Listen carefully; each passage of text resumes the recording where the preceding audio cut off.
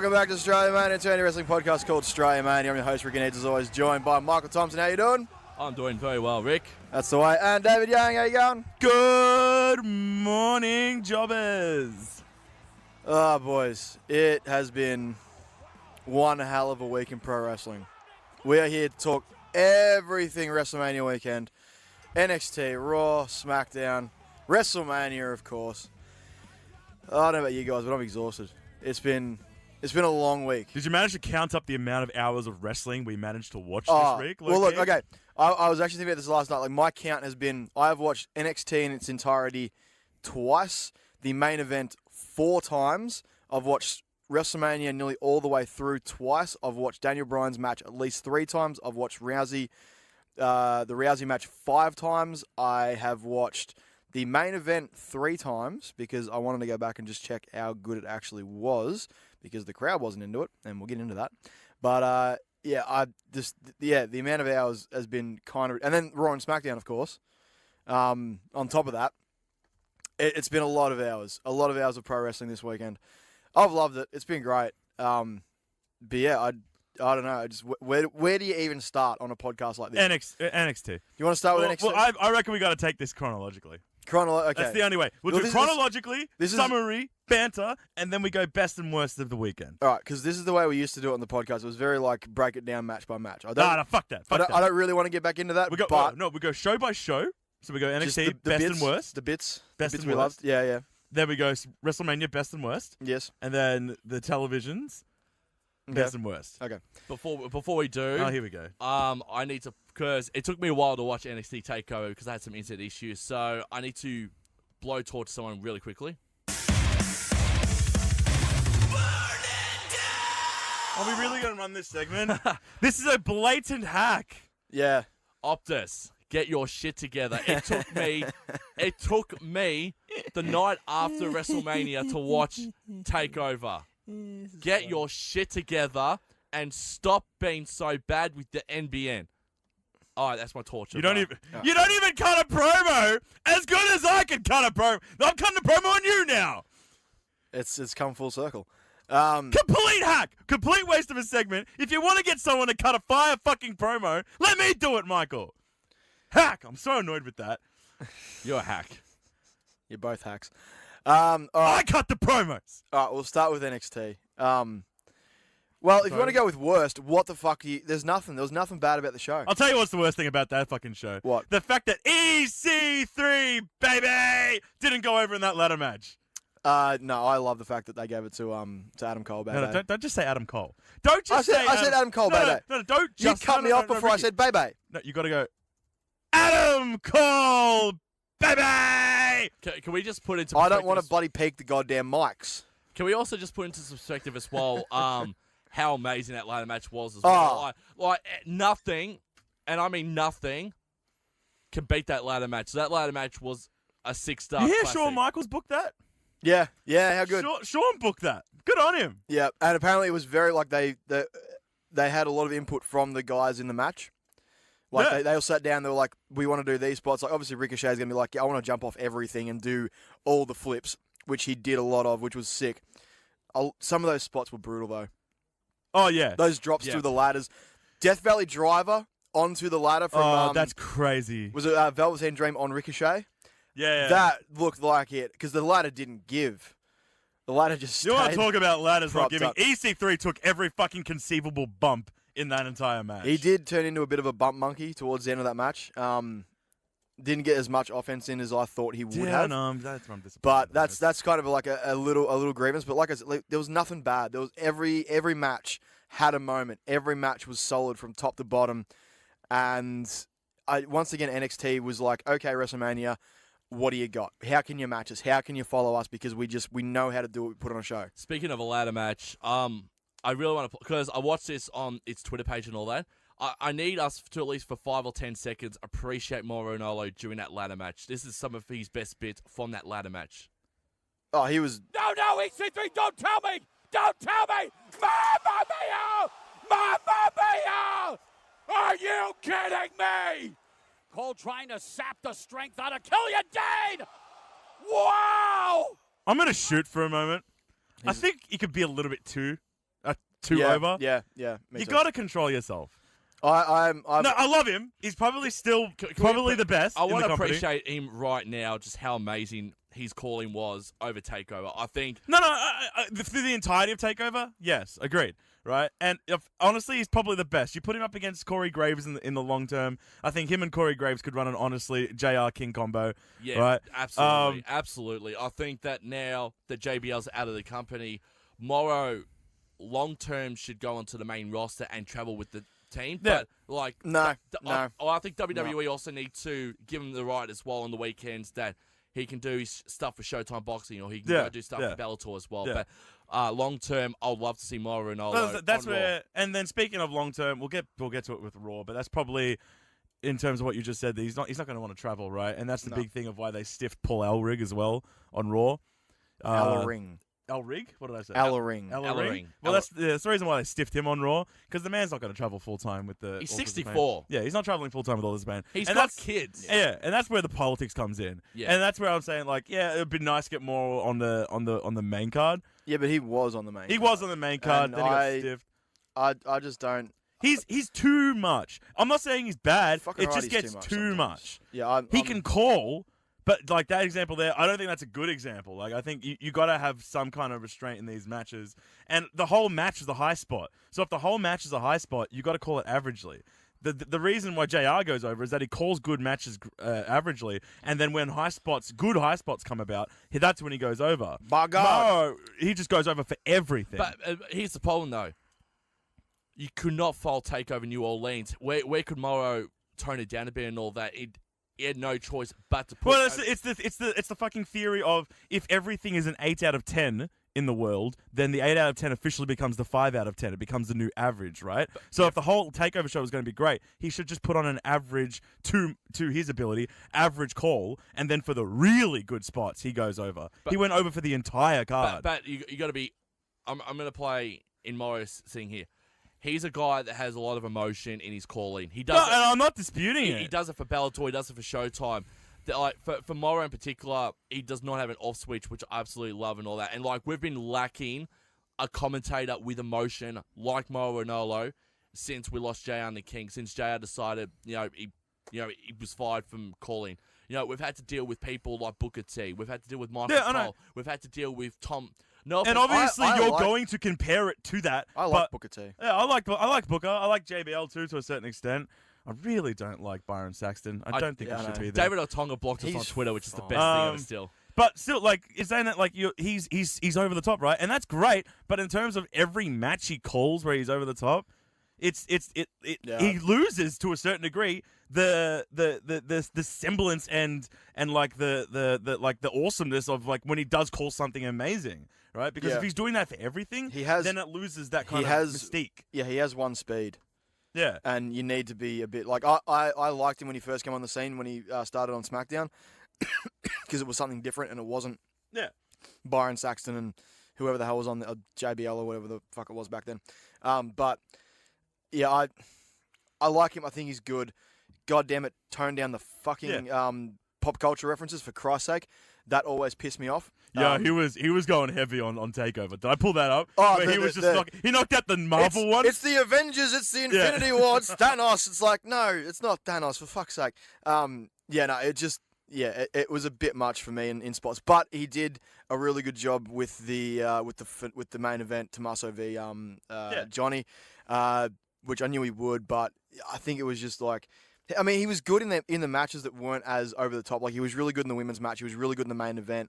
But, yeah, in that ladder match, he was just on one speed, and that speed was fucking yelling as loud as he could. You can make the argument like Michael said, like, because it was a complete high spot match, therefore it warrants. I'm like, no, but if the whole match is a high spot. Some of the moments need to breathe without any commentary. You just need to, like, experience them and then have something come. That was the good thing with JR is he knew when to shut up. Exactly. And he knew when a moment needed that extra sort of bit of his input. So, yeah, I don't know. I just...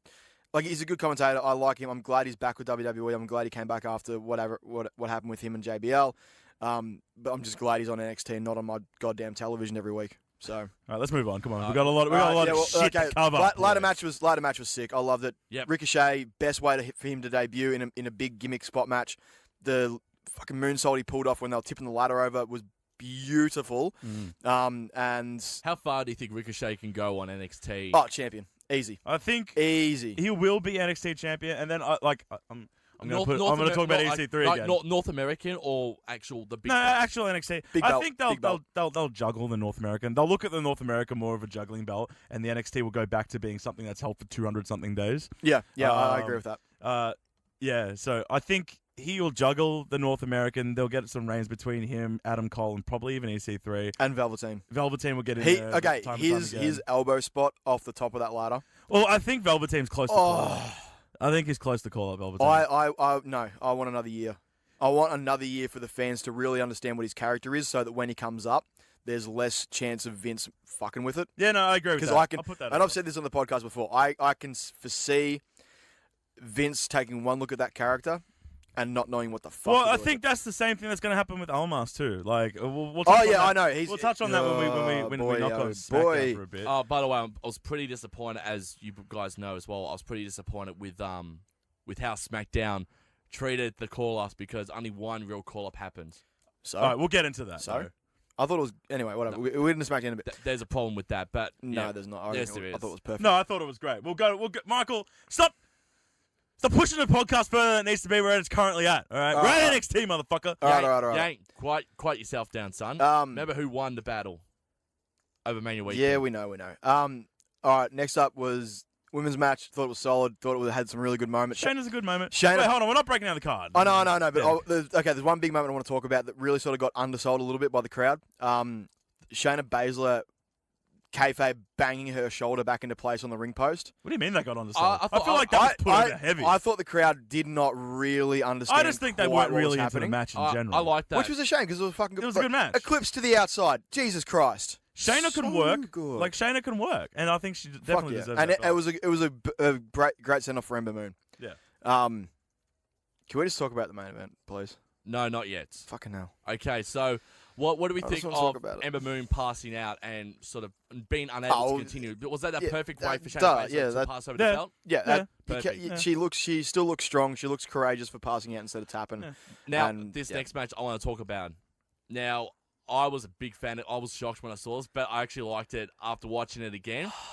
So good. Roderick Strong joining the Undisputed Era and turning on Pete Dunne, because now, moving forward, we're going to see a Pete Dunne versus Roderick Strong program going forward. But from what I'm reading as well, Roderick Strong is already one half of the NXT tag team. Now, this is where the controversy comes in. This is not. You're not thinking big enough. You're not thinking big enough. Undisputed Era versus Mustache Mountain. Yeah, no, I agree with that. And Pete Dunne. Yeah. Fuck yes, I need that in my life. Trent Seven, Pete Dunne, and I agree with that, and that's where it's going to head. That'll be for the next takeover, my 100%. God. And it's going to be in Chicago too in June, which is You got the And that's- smarkiest crowd in the world. Yeah, well, that's where the fucking Pete Dunne and Tyler Bate had No, their that's true. fucking nearly five-star match of the year last year. So those boys coming back. If you bring in Trent Seven, you bring in Tyler Bate, and the whole lot. And which combination of assuming they're all healthy, which combination of Undisputed Era? Is it just the minor players, or do you chuck Adam Cole in there as well? You go minor players because Adam Cole at that time will be NA.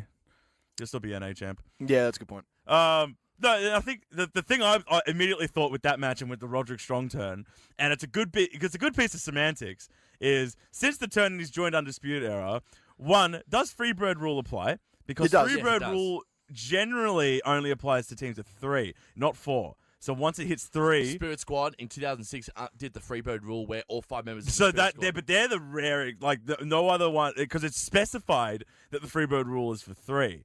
I think that's how it's specified in the specific rules of Freebird. Not really. That's what its first inauguration was. Yeah, I know, but Yeah. I think that. But now It's it's just teams, gonna- yeah? It's I think just- it works as it's teams just factions now. It's now just factions. And then 2, because he joined them, is he considered the champion? So thus being... Well, he gets handed the tag team title because Adam Cole, on a recent taping, actually hands Roderick Strong the tag team Yeah, title I know. as So a it's a rewa- good moment. as a reward for him. So now that Adam Cole's got the North American Championship, except for Paul Bobby Fish, who's now out on the shelf for the next 9 to 12 months with an ACL injury. Yeah. For all the other 3 members, they're at least carrying some gold of some sort. Yeah, I know. But that's the question is he the first person to ever lose a match and win a belt? That's a in good point. NXT. Right? Like, I think he's talking like overall, and I reckon you're right. yeah, think you're right. I think he's the first person to ever lose a match and win a belt. Like, That's pretty good.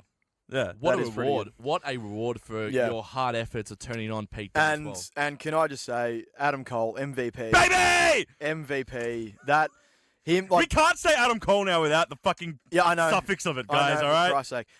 But yeah, just like goes to the hell of a ladder match, comes out, takes one brutal spot through the table, and sleeps for the rest of the match. I was going to say, that's all he did. He's But just I know, but like So in him, saying that, let's put over Kyle O'Reilly. Okay, well, no. He was protected. Let's put them for that over- tag title match. Yeah, I know, but like it was the whole story of him like backstage, rib tape, Yeah. everything. Kyle O'Reilly trying to get out of the match. He's like, "Can you cancel the match?" But the best bit, and it's tiny little bits like this that I fucking love. Kyle O'Reilly wearing both tag belts out to the ring because it would have hurt Adam Cole to wear it on his ribs. Baby. It's Thank just, you! Stop doing it. It's fucking annoying. I was going to say as It well, was just something like that. It's just perfect. I- I love it. I was going to say too, Pete Dunne eating the pin too, not the Authors of Pain, made the Authors of Pain look strong when they headed over to Raw as No well, shit, which I was feel like really that. good. That had to be. Yeah, They were that had going to to be look the strong finish. anyway that because was good. look at them. Yep. Yeah, I loved it. NXT Championship match now, Black versus Almas. 5 stars. Yeah, That's all I want to say about it. Unbelievable. Fucking good match. Almas, really good match. 12 months ago, looked like he was, going to be told by Triple H to be featured in Well, Devon and head back I to Mexico 12 months ago. Completely forgot this, but his Black's debut match was Was a at year ago. Takeover last year Yeah, it was a year against ago. Almas, Yeah. and he fucking kicked his ass. Yeah. So it shows you how far they've come with his character. Yeah. With Selena Vega needs a lot of credit. She has put him over in a way that I didn't Honestly, really I think. would say she needs all the credit. Yeah. I love No, Almas. I think his work rate has improved. Like, I would not expect him, say, 12 months ago to put on that match he did with Johnny Gorgano at TakeOver Philadelphia. Yep. But now that he's got this new character, the new direction for his character with Selena Vega, and a little bit more, I think, freedom from creative to do a lot of stuff he was doing back in Mexico and Japan.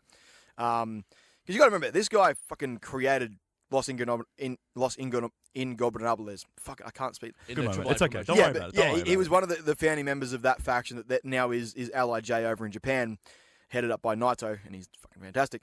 But he's a guy that can go. He can go really, really hard, and obviously we've seen that now that he's been given more freedom to do a lot of his sort of like the lucha style and the Japanese influence strong style that he's adapted into part of his repertoire. And the last few matches, ever since he got the title, really have just been like, okay, this is what this guy can really do. This is how hard he can go in the ring. These are the matches he can put on. These are the matches he should be putting on a regular basis.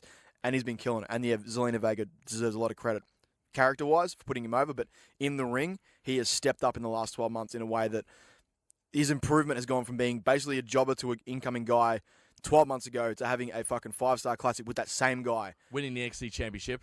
Yeah, as well. it's such a transformation. I love him for it. I just hope they don't fuck him up on the main roster. I want to say this about Almas as Please well. don't screw him up.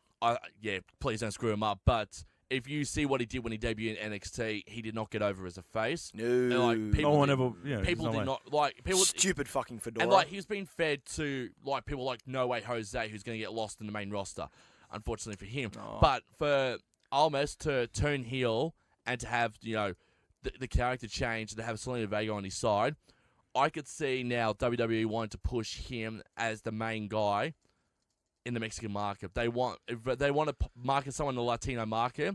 Almas, would be Bro, the they've perfect one. tried, man. No, this is no. But that because Almas does not have a Del Rio type temper where he thinks he's bigger than sliced bread. He does not have a Mysterio thing about him as well.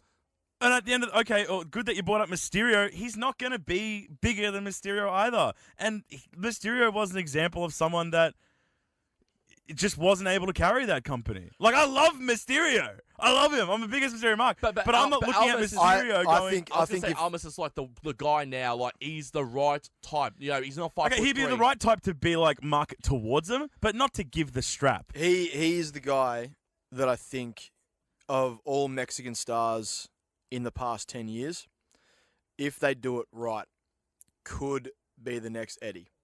I agree. Oh, He could because agree. Eddie. I know it's a big fucking call. I agree. I know agree. it's a big call, David. Thank you, Michael, for agreeing with me. I know it's a big call, but if you look at it from Eddie came out heel, hated, but his work rate in the ring won him over with the crowd to the point where he was one of the hottest acts of the time. And what is Almas doing now? Heel haters, but yet his work rate in And the I ring. think you're missing the biggest difference. Two What's the five-star biggest matches. difference? The biggest difference between these two men is... Two 5-star matches. Like, Okay, great. That's really cool. All right. I love Eddie, but how many 5-star matches did Eddie end up That's getting? fine. I'm not talking That's fine. fuck the scale. And look, and that's but, great like, too. I think WWE's also looking at those 5-star matches going fuck off as well, because the last time I looked at a 5-star match, it was CM Punk. Where is he? Right? Now, the biggest difference between Almas and Guerrero is we're not disputing the fact that they can both fucking wrestle, but Almas, as proven without Selena Vega, is as stale as bread. Now, Eddie was a character and could carry a gimmick, and any gimmick, either the lying, cheating, or stealing, or the dead heel, or where he was going up against Rey Mysterio and his fucking custody for his son. He could carry story. Mamacita Ridiculous. gimmick was All amazing right, too. now that is the biggest difference, and that you might argue that his wrestling ability went over as well, but it was the endearing quality of Eddie Guerrero as a person that went over even more with the fans. Yeah, And, but that's what managed to get him over after the stupidity of trying to get custody for Rey's son, arguably the most heel thing of that era, and he still became the biggest babyface in the company. Still the stupidest thing ever. Because of his character as a person. Well, I don't think we've had a chance to actually see Almas's true personality yet on the main roster. On Agreed, but if we have to go by anything on NXT, then he's not becoming Eddie I Guerrero. still have faith. I still have Same faith that here. if booked correctly and if given the chance to get over Trust the as a heel, process. get over as a heel. Okay, I'm not saying no. I'm saying like I'm not you've saying- just got to understand the big difference between those. No, two. no, like, I'm 100% with you. Where it's like I don't think it could. I don't expect it to happen, but I'm just saying he has all the tools in place for it to potentially happen. Okay, moment. So that's We'll all move I'm on saying from that about now it. because Anyway. come on, guys, we got to. Yeah, no, we got so much. We got at more to least do. 12 hours of wrestling to cover in the next hour and a half. All right, let's get to the main event. Main event This time. was. I fucking love this match This was so much. This was everything we wanted in a main event match between Gargano and Ciampa. And the emotion, the storytelling. It's every little moment. The It's heel every dancing. little thing in this match that gets me. And you know what the X Factor was in that match? Fuck me, I loved it so much. You know what the X Factor was in that match? What was it? There were two X Factors: the crutches and the knee brace. Yeah. They were the two X Factors in that unsanctioned match. Oh yeah. That was always going to far. play into it. There was that, but it was them like right at the end where Johnny goes to like stab Ciampa with the fucking crutch and he stops and then they sit down together for that little microsecond moment where they sit next to each other. It harkens back to their Cruiserweight Classic match. There is just so many little storytelling beats in this match that if you look at the match from a distance and look at it as a whole, was it a absolutely fantastic wrestling clinic? No, it was a brutal beatdown with a lot of sort of big spots, but those big spots were sort of offset by these tiny little storytelling beats in between. If you didn't know the story going in, a lot of them may have been lost on you, but if you knew the story like we did, we've been following this since Cruiserweight Classic 2 years ago now, it told one of the best fucking stories in wrestling I've ever seen. Agreed. And I fucking love this match so much. Like I said, I've watched it like 5 times because I go back and I'm looking for little beats. I'm looking for little story moments here and there between like interaction between the two. The best thing that has happened was one of the spots busted up Ciampa's eye, and that end bit where he's looking up at Johnny and Johnny's got the crutch, and he ended up looking like Johnny's logo. He's got like one closed eye, one open eye, and like the straight face. And someone posted up a thing of like that, and then Johnny's singing. It's like, you become whatever you set out to destroy, you become. Johnny posted that himself. Did he post it himself? Yeah, you noticed it. Yeah, and it's just like that is, and you can't write that shit. Like No. that is an incidental thing that happened in the match, but fuck me, it worked. And every single thing about this match, and then just the catharsis of when Ciampa finally tapped out with that goddamn knee brace wrapped around his face. It was justice. Oh fuck! It's so goddamn good. This is like when people say like, why do you watch wrestling? I'm just like, oh, it's for the storytelling. It's for the craft and for the actual being able to tell a story in a ring without any words. This is a match you got to show people and be like, this is what I mean when I say it's the storytelling that I love about wrestling. This is just everything. 2 years worth of build to get to this point, and fuck, it paid off. And 322 days. Fuck, I loved it. 322 days we had to wait for Gargano I know. versus Ciampa as well. I know. It was worth every fucking day. It was. Oh, And, my like, God. the one thing I want to say too is that him tapping out to the knee brace on him pure irony right there. Fuck, I loved it. Pure God, irony it for was one good. reason, because the night he turned, he did his ACL. He came out with crutches and a knee brace on. He's been wearing the knee brace ever since. Basically, that knee brace has been like a symbol to Tommaso Ciampa, like the crutches have been. But it's just so ironic that the way the match ended was Ciampa tapping out with the knee brace on his face through Gargano. I thought that I love pure irony in wrestling, and like the way that match ended, it ticked all the boxes for me. Yeah, I have nothing really more to say. It was just it was perfection. I was going to come at this as the heel, but seeing this, the way that you two spoke about it, I don't want to. No, I don't it's want to. just I don't want to. it was like it was. I think, yeah, you're right. Yeah, Ricky, you hit that out of the park. You hit it out of the park. We're saying that if you have to introduce someone to wrestling for the reasons of storytelling and the way the art actually is, it would be this match. Yeah. And I look at this and I go, all right, because before this we're comparing it to the last time a match got over because of its background story, and you would have to say it's Cena versus Punk, right? Yep. This was better. This was better than This was Cena better. versus Punk. Yeah, Much it was. better. Because Cena vs. Punk as a vacuum bell to bell wasn't that good of a match, right? I mean, wasn't that good for 5-star, right? Is what I meant to say. It wouldn't have been a 5-star match if it didn't have anything. It had a lot of moments. It had a lot of moments, but a lot of those moments were because of the story, right? It was one of those things. If you you can watch a 5. The thing between that and like if I were to go Cena vs. AJ as another good example, that was a great match, bell to bell, but it didn't get the 5-star because it's story, right? It didn't have that big of a package behind it. Yep. Cena vs. Punk gets the package because of the story, and this as well. It had both. It had the story that you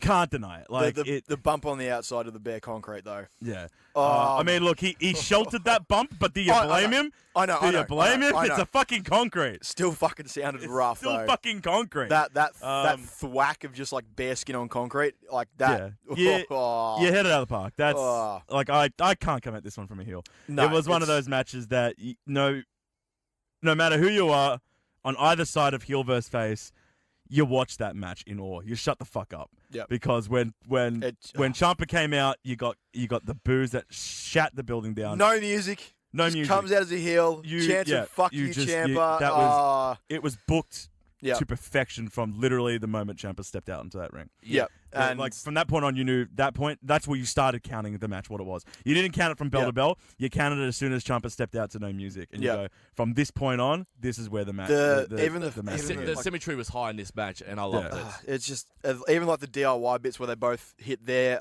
half of the DIY finisher at different points in the match. Like, fucking hell! It's just and like the fight for the crutch in the middle of the ring where they're both crawling for it.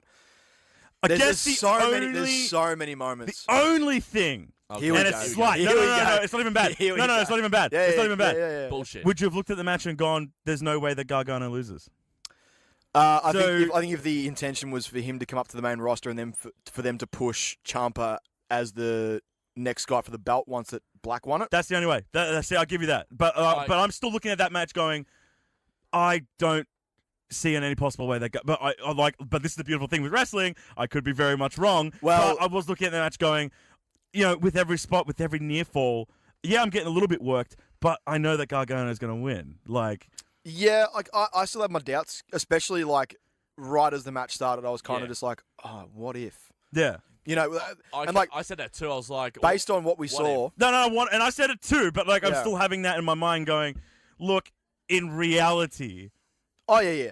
Come on, Gargano. But it's the story has pushed it to a point where Gargano wins. Yeah. Right? Oh yeah. Whereas if we were to compare it to something where we got completely worked on, and we'll touch on it in more depth later. Basically, the entire card of WrestleMania. The entire card of WrestleMania. That was designed to work us. It was. Right? And now we compare that to Brock Lesnar, where it's like, yeah, it might have been a good match, but we knew the outcome. Quotation marks. Fuck off, we did. But then we got fucked. Yeah. That's only if I would have taken the 10% of what that was and applied it to Gargano and Ciampa, where maybe before they had the match, Daniel Bryan would have woke up to Gargano and just be like, "Look, if you just to push the idea that he could lose." Well, he right? did. They did it afterwards. No, that was before him. Oh, was it before? But they didn't post. I did. Oh, well, it was part of the NXT pre-show, which I don't think a lot of people actually caught. Yeah, it wasn't something that on the card Daniel Bryan come. Look, if you lose tonight, you got a spot. They didn't try to even push that Gargano. If they had rebroadcast that spot from the pre-show right before the match started, so that like the main chunk of viewers, because like I didn't actually watch. Yeah, I didn't see it until after Mania, where Daniel Bryan had come out and talked about. So if they'd have like had that happen, even if it was a backstage segment, like Gorgano walking backstage, sees Daniel Bryan, and Daniel Bryan's like, "Hey man, good luck with your match. Just if you know, or just so you know, if you lose tonight, there's a spot waiting for you on Tuesday." It's that.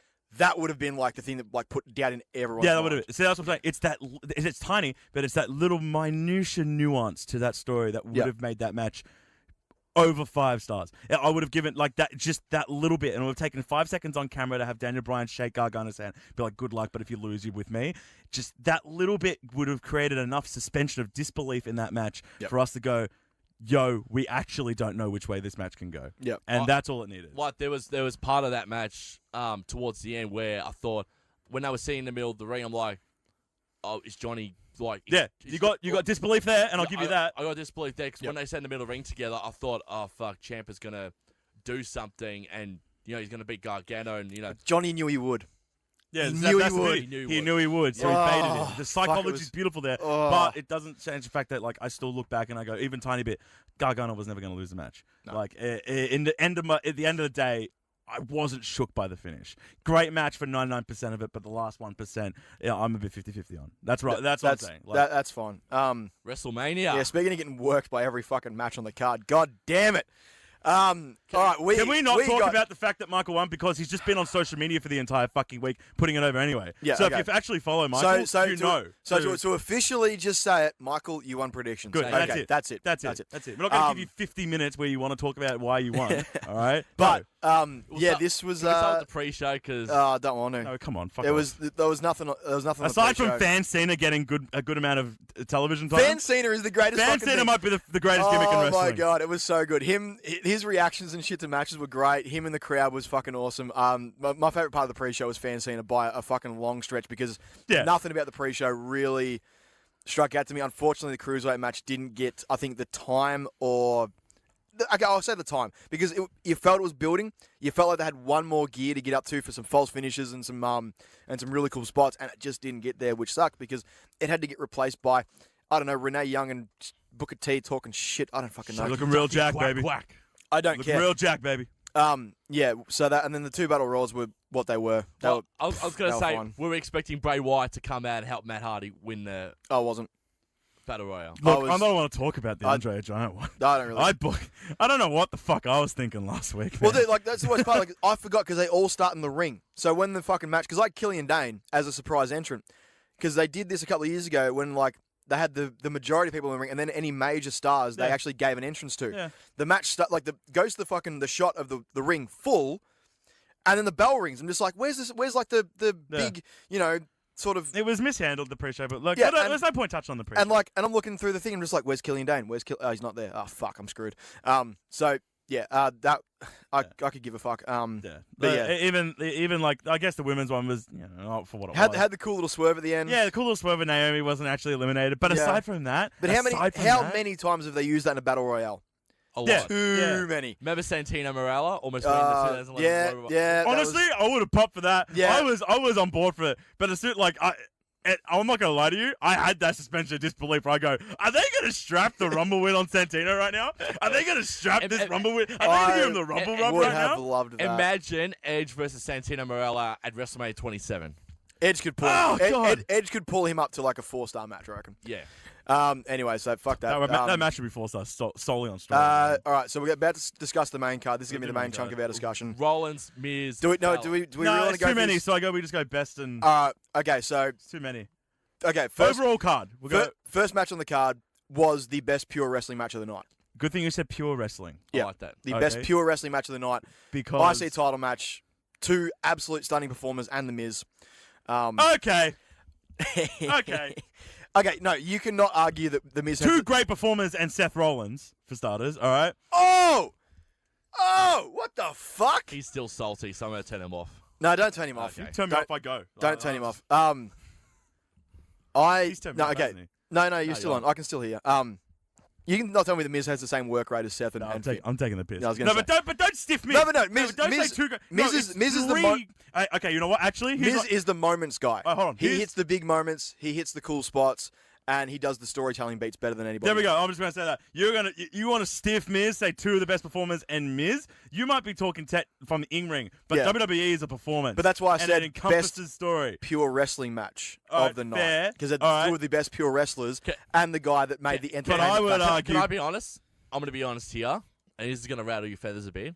The Seth Rollins and Finn Balor helped The Miz put on a pure wrestling style match to open WrestleMania 34, and that without both of them, The Miz would have had a shit Mania. Oh, hold on, guys. For starters, I'm the biggest Balor mark that there ever existed, so I'm not going to disagree with that. What do we think of Rainbow Balor? It's not best Balor. I like it. It's not best Balor. It's not best Balor. It's not best Balor. But no, it's still pretty good. It's pretty cool. He didn't eat the pin, so he's not worse Balor. Okay, is Demon Balor gone? No, I don't want to talk about it. No, we're not going to speculate on that. Demon Balor's still there. All right, he's still there. But he's currently gay Balor. He's just equal rights Balor. His day job Balor. Equalized Balor. Day job Balor, gay Balor, Rainbow Balor. Not best Balor though. Gay for pay Balor. No, they're not pushing that. They're not pushing that story. I told you about that, yeah? The fact that they had the booking backstage where fucking Steph was like, yo, how about let's have a gay Finn, right? And then just Triple H said, fuck off. We're not dealing with that. Don't bury any more of my NXT talent. Anyway. You know what Triple H probably said to Stephanie backstage? No, he wouldn't have said it backstage. He would have said it in the bedroom. He's probably said, I swear to God, if we had a no physicality to women thing, I would pedigree your ass in the middle of the ring right now. Well, we're going to get to physicality with women in just a moment, but goddamn, moving on. But best spot of that match was Miz skull crushing finale off the top rope. Yeah, that was good. Absolutely loved it. I thought it was great. I thought he had it at that point too.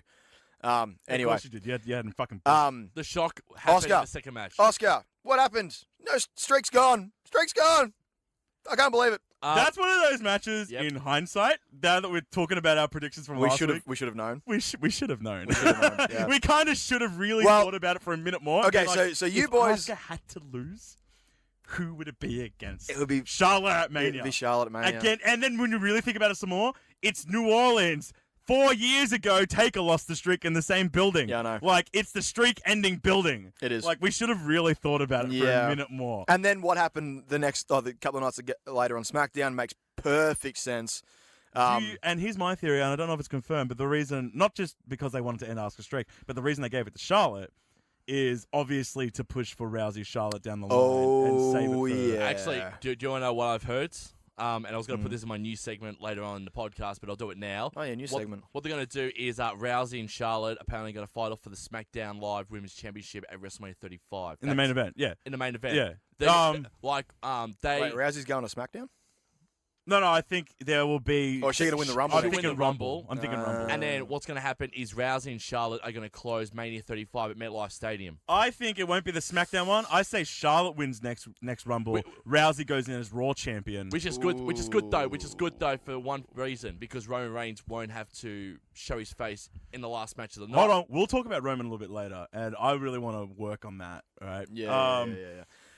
No, but... Yeah, top-notch match, though. Great match. People forget about why it's a good match because of the finish. Good spots, great storytelling, and I loved it. I thought it was great. Once again, in terms of women's wrestling on the card, solid. best pure women's wrestling match. Oh, easy. We're going to very specify with that. Best pure wrestling women's match. Yeah, singles women's match. All right, singles women's match. Yeah, we'll touch on that in a minute. Yeah, I loved it. Actually, wait, hold on. Before we get into any of the thing and all that, we said on the video as well that Mania 17 and 34 are almost on par with each other. Now let me. Now bear in mind, benefit of retrospective. All right. I'll say this though: the first match of the night was the Intercontinental Championship match between Chris Jericho and William Regal, and then 34 we had Miz, Rollins, Bella. What match was better at 17 or 34? 34. Here we go. Women's match. We're not comparing. We're not going to sit here. That's a whole podcast, Michael. It's too much. I've said. I think I'm actually uploading our drunk reaction video right now. Good. Which is quite hilarious because I've looked back now. I'm just like, man, I was pissed. We all were pissed. I was okay. Yeah, you were fine. But I can hold it, boys. I think at that point I was trying to think like, where does this rank? And I've thought about it since. It's definitely up there as best of the decade, along with 31. Yep. If you're going back to like 2000, the decade's like. Yeah, I know, like 2008, which was WrestleMania 24 through till now.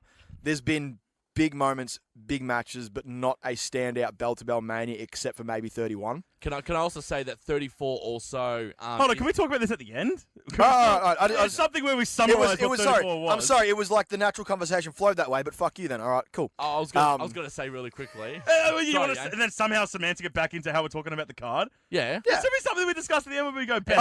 Whatever. No, fine. Fuck you. What happened? It's top 5. What happened to us not It's top 5 wrestling. all time? Yeah. I'll agree with that. Yep. And I know I said on the video that it's best. And honestly, look, I'm going to bear in mind benefit of retrospective. I've had time to think about it. You had a couple of drinks that day? Yeah. A few. Still, keeping in mind, because you have to look at it prospectively. I think with this Mania, it has to, I know I said it on there, but it has to be something that you looked at prospectively, right? So you could start from the start without knowing anything but the stories and not finishes. It was a Mania that worked you, right? And no other Mania in my even recollection has worked you aside from one finish in 30 where Brock got over. I disagree. You got, come on. 32. See, look, 32 worked me a bit only because there were a few matches where you'd go, oh, shit, that happened. Like AJ Jericho, I thought AJ would have gone over on Jericho. Okay, fine, yeah. But none of it had the importance of what happened here. I honestly thought Shane was going to go over Taker at 32. Oh, you're fucking retarded. That's not Whatever. that was never. Shut gonna up, Michael. All right. But yeah, it has to be looked at prospectively. And if I look at it that way, then I argue that it could be the best. Yeah. Because there was nothing on that card that anyone could have predicted. Aside from the obviously scripted Rousey match. And can we talk about that last? Huh?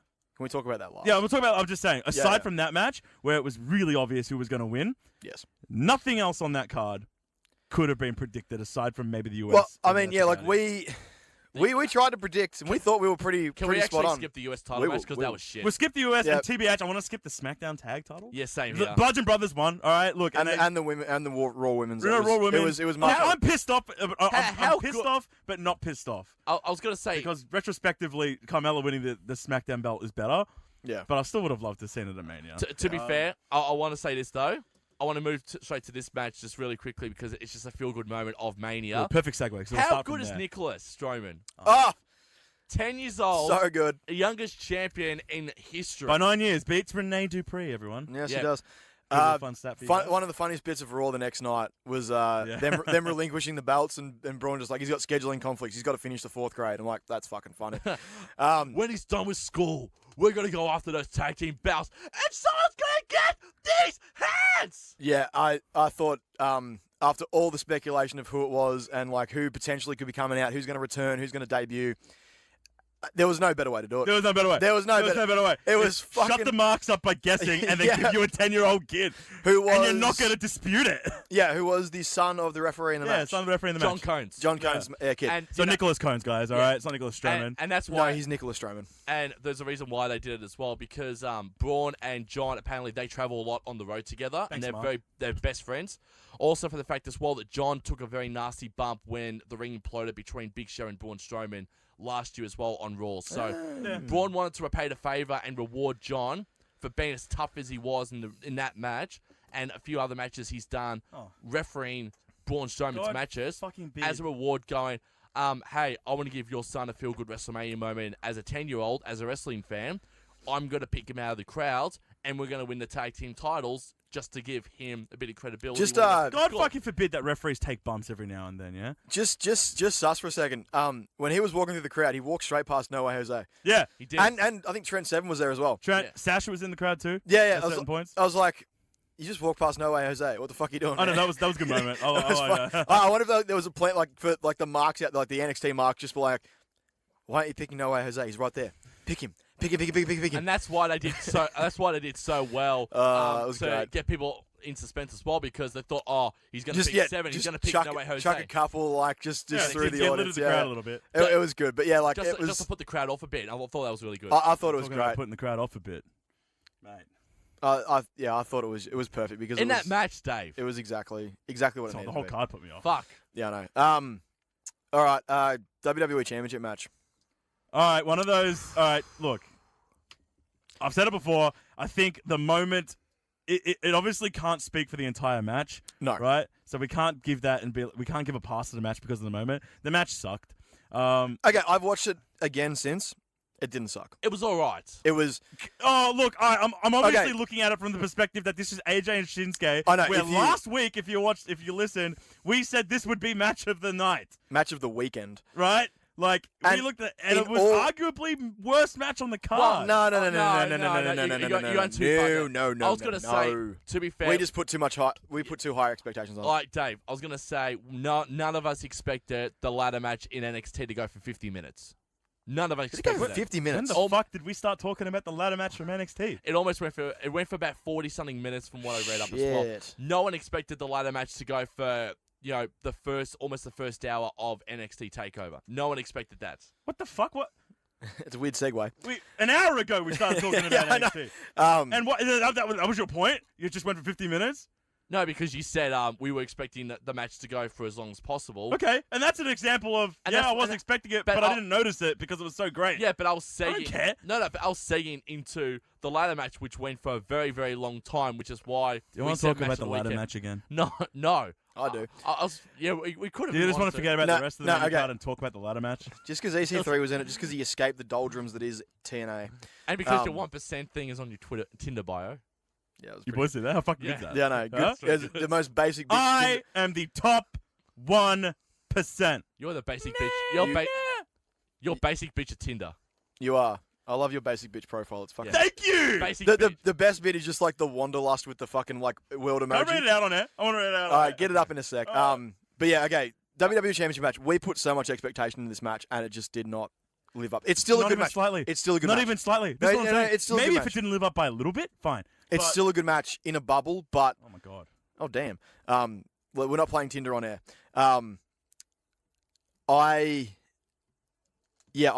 I think that we expected too much from a Vince produced Shinsuke AJ match, and we kind of forgot that. If this had been an NXT, it would have been a fucking barn burner, but it wasn't. But I think the silver lining here is the heel turn. Yeah, that's what I'm saying. Because, I'm like- not saying it overtakes what the match was, but the heel turn was something, once again, you literally would not have predicted. Yep, and honestly, the match that's gonna come with a heel Shinsuke and Yeah. a face AJ It makes more sense to book it is as a heel just versus face. gonna be better. You hope so. It's gonna You be hope better. so. It has Obviously, to right now, we can't. You say it has to, right? And I agree. Maybe that's why they had a shit Mania match, just so the next match obviously is like, oh, the standard's set there, so we're going to be. beat Yeah, the standard. let's No- bring it down a bit and then yeah. just so rock it no back matter up. what, we're going to beat the standard. Yeah, Well, because remember, like this is the guy. Like Shinsuke Nakamura should have been a heel a while ago. Because Yeah. this is the guy that created chaos. This is the guy that was like one of the leaders of one of the biggest heel factions in New Japan Wrestling for so long, and he just is better as a heel. Can I just say that? And fuck it, I'm just going to bring up SmackDown.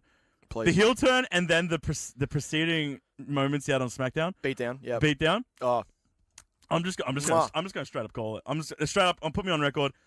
Not only is Shinsuke the best heel in the company right now, Yep.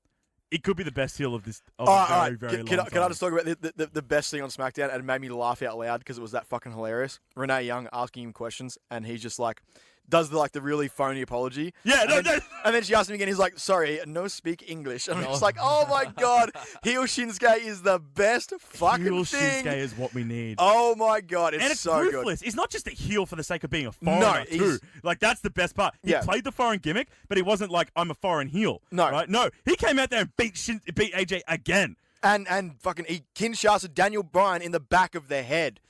Oh, I'm surprised there wasn't 15 medical personnel. That just for I know exactly. Right, That is no, a this- heel we'll fucking get move. on that. But the preceding moments from heel turn at Mania to 2 nights after, Shinsuke could be the best heel in a very long time, and I'm talking inclusive of Legend Killer Orton. Okay, that's interesting. I'm talking inclusive of. I Legend think Killer he has the Orton. potential. He has the character. He has the everything about his gimmick. Kind of screams heel when you really think about it. He's a guy that knees people in the faces and enjoys the fuck out of it. Yeah. Like he should be a heel, and he should do a damn good job. If they don't fuck it up, it's going to be I'll be amazing. honest. I still think CM Punk with Paul Heyman was one of the best heels because Oh yeah. that they played into Paul Bearer's death fantastically. Oh god. Yeah. Damn. Let's compare heels without disparaging the dead, shall we? But because- Undertaker's dead. No, he's not. He's alive. He's back. All right. Fuck it. Take a Cena. What did we think? That was perfect. It was so good. That was perfect. Smarks across the world are like, this is a match that is literally 50-50 split, right? I know, It's like, and it's great. oh, but it's Cena versus Taker, and look, oh my god, I wanted that 15-minute bar burner because like They'll we've been run seeing it. They'll run it again. They'll run it again, right? I think they'll run it again. and I think they're going to do the year-long book for it. fine. I feel like that's evidential. How good did Taker look? Taker look good in that ring? He was smooth. Good for what he can for a But like 53-year-old. he was moving quicker than he was like 2 years ago. Yeah. He was spry. He was flying around the ring. He took one bump from Cena, which was like a back body drop or some shit. Yeah. Fine, but for the most part, he looked good. Hit all his spots. It was awesome. It was exactly what it needed to be. It was a squash match at WrestleMania with Cena doing the honors. Like that doesn't happen. Did you read the set That they does put up not happen. about why it had to be a squash? Why? Because if you like, and it's the cheekiest of stats, but Cena from his showing on the pre-show, he had a beer, right?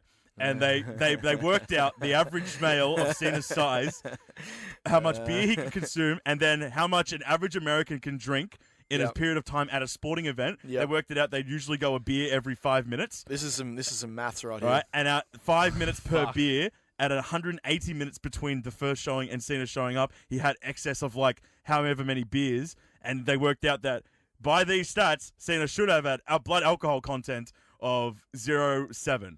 And it's like just under the legal limit. So clearly, guys, Cena was a bit buzzed. Yep. All right, and couldn't perform. Yeah. So the best thing was him selling everything about the Taker's personality. yeah. When he comes in the ring, does the eye thing, does the hat thing, Cena's in the corner like, holy fucking shit, what have I... It's like he's realised, like, I've been calling out the guy who has been dominating this ring for the past 25 years. What the fuck am I doing? I'm an idiot. I'm also going to say this too about the match as well. Undertaker, this is his shortest match in WrestleMania history, by the way. Was the 2 entrance minutes longer than the It match? was twice as long. 2 minutes and 45 seconds the match went for. And it was a 5-6 minute intro. Beautiful. Just fucking beautiful. You know what his second shortest match was? Was it the one with Nathan Jones? Nope. No. Gorilla Monsoon?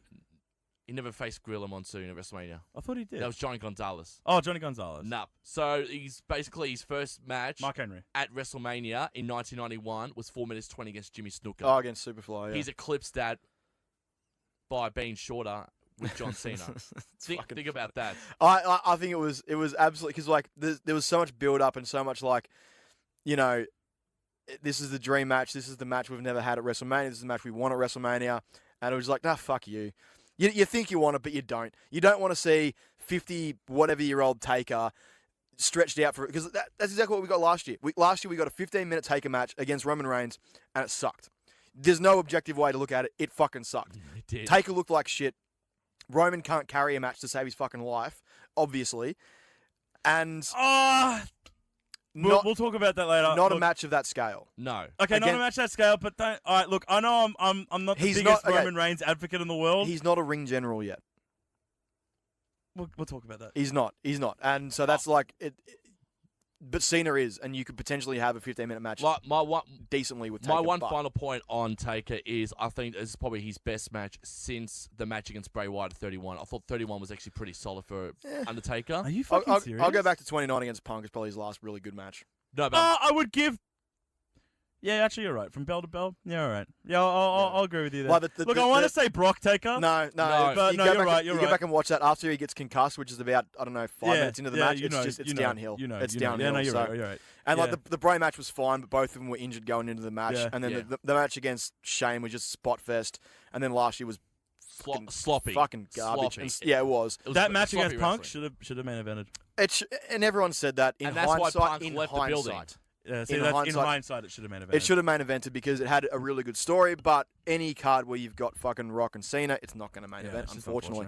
Are we going to... All right. Well, yeah. We'll, just... The last thing you need is 2 fucking microphones. Yeah. All right. We good? 3, Ooh. 2, 1. All right. Main event time. Yeah, it's time for the main event. Oi. Oi. The crowd was not a fan of this one. Yeah, look, Roman, 4 years in a row main eventing. Is it time to stop main eventing WrestleMania? Okay, there's a lot of ways. For Please? starters, I'm goddamn loud. You are. Is it just me? You're always goddamn loud. I just wanted to say that. You 'cause, have two microphones in front of you right now. That's why. One of them's off, right, surely? I'll just do it for aesthetic. Okay. Unless you want to have both of them on, because that'd be a good moment. Looks like you got two No, two because big black dicks in your face. if I put them both on, you're going to shatter this window here, and Becky, the Russian, is going to. All right, good moment. Anyway. Okay, this is okay. Oh, this is a hard one to break down. Okay, let's go from We'll go the match itself straight up. Match itself. I think the crowd are a bit stiff. Yeah, I think the match was good. I think the match was great. I don't think it was great. No, I use great like loosely. The match went too long, I thought. I think it had a good length. I think it was a good match. I think it did everything it needed to. I think maybe it was one too many F5s. No shit. I think it was just one too many F5s. He didn't need to go 3 in a row because there's a bit, Well, that's what everyone was thinking. It's like okay, and Super Roman too. Who's in the past? Okay, so Taker. It took 3 to put Taker down. Yeah. Everyone in this last year run, ever since he won the Universal title, it's been literally 1. It's been 1. Braun Strowman, Samoa Joe, get 1 each, and that's it. It should have been it took 3. 16 German suplexes to put Cena down. Yeah. Yeah. It should have just been 3, 1, and then 1 in the middle, and then he did hard way. He should have done hard way after just 1. And then we'll get to that. 1 finish, right? Now, okay, we'll tackle from the match itself, exclusive of finish. We'll go match exclusive of finish. Yep. Was good. It was brutal. It was hard hitting. It was what it needed to be. It had a good pace. It's probably the best. If you exclude the AJ Styles match, it's probably the best Brock Lesnar match of this run with the championship. Oh, definitely. Yeah. All right. Actually, maybe no. The Goldberg where he actually won it off Goldberg. That was a fun match. That was That was so much fun because it was just crash and bash wrestling, and I loved the hell out of it. But ever since then, it's just been the same formula. It's been suplex, F5. It's done. It's done. Maybe a table spot, which we got in this one. But the AJ Styles match was actually crafted really well. But this one, however, did go back to that formula of suplex, F5. A little bit, but it had a few extra, like the high fly, the high running knee from Brock to Roman. I thought was really good. There was aside from the formula, there was still a different offense too from Brock. Yeah, it was. There was still a different offense. Yeah, it was. It was slightly different, not different enough to be like, hey, this isn't a Brock Lesnar match. It was definitely a Brock Lesnar match. Yeah, I just think that the apathy from the crowd has come from we're sick of Lesnar. Yeah, that's what I think. I'm sick of Lesnar. It's an unfortunate one because we're sick of Lesnar's reign, right? Yep. No, we're not. I don't think we're sick of. We are sick of Lesnar as marks. I think he needs to go back to being just that part-time guy that comes in and has special one-off matches. He doesn't need the title anymore. He doesn't need the belt. All right, we'll get to that though. We'll get to that. Yep. You're sick of Lesnar for the reign because it's been a very subpar. We're sick of Lesnar for the reign, and we're sick of Reigns for the Lesnar. That was terrible. That was awful. That was you just ruined it. And we're just sick of Reigns being in the main event. I don't think we're sick of Reigns. And then here I'm going to come off it. Pretty sick of Hold on, I'm going to come at it from. And I know, I normally run the heel. Where are you going? Okay. Jobber. And I know I run the heel, and and everyone would be like, "Oh, surely you would hate Reigns." And honestly, look, I've had a very long documented history of hating Reigns, but I think. You touched on it before. He's not a ring general. No, he's not. I don't think that's the case. I think he genuinely is, but not when he's going up against Brock Lesnar. I can't think of a match where it's been obvious that he's been the one calling the match in the ring. Think about the people he's versed in the last. No, I think actually he has been. I think he is a ring general. I just think you don't notice it, man. I think he genuinely controls the pace in most cases. I think most people drop down to his pace to keep up. Okay, so the matches he had with. All right, are you saying that Reigns can't work? No. I'm not saying that. I'm just saying that he's the kind of guy that I think does and should refer to. Especially if he's not the most experienced guy in the ring. Okay, no shit. When it comes down to superiority... There's not many times where he is the most experienced guy in the ring. A lot of times he's up against guys who have had careers elsewhere or been in WWE longer than him. And I agree. When it comes down to that kind of seniority against someone who has more tenure than him, obviously with the way the industry works, but give me one match where he was obviously the guy that was controlling the pace and controlling the style of match that he was in. So Strowman. The entire Strowman series. Taker last And it was a great series. It was. And Roman, despite the fact that you're going to say, there's a difference between I'll controlling the flow of the match I'll give you that. and then, booking the way it was booked, right?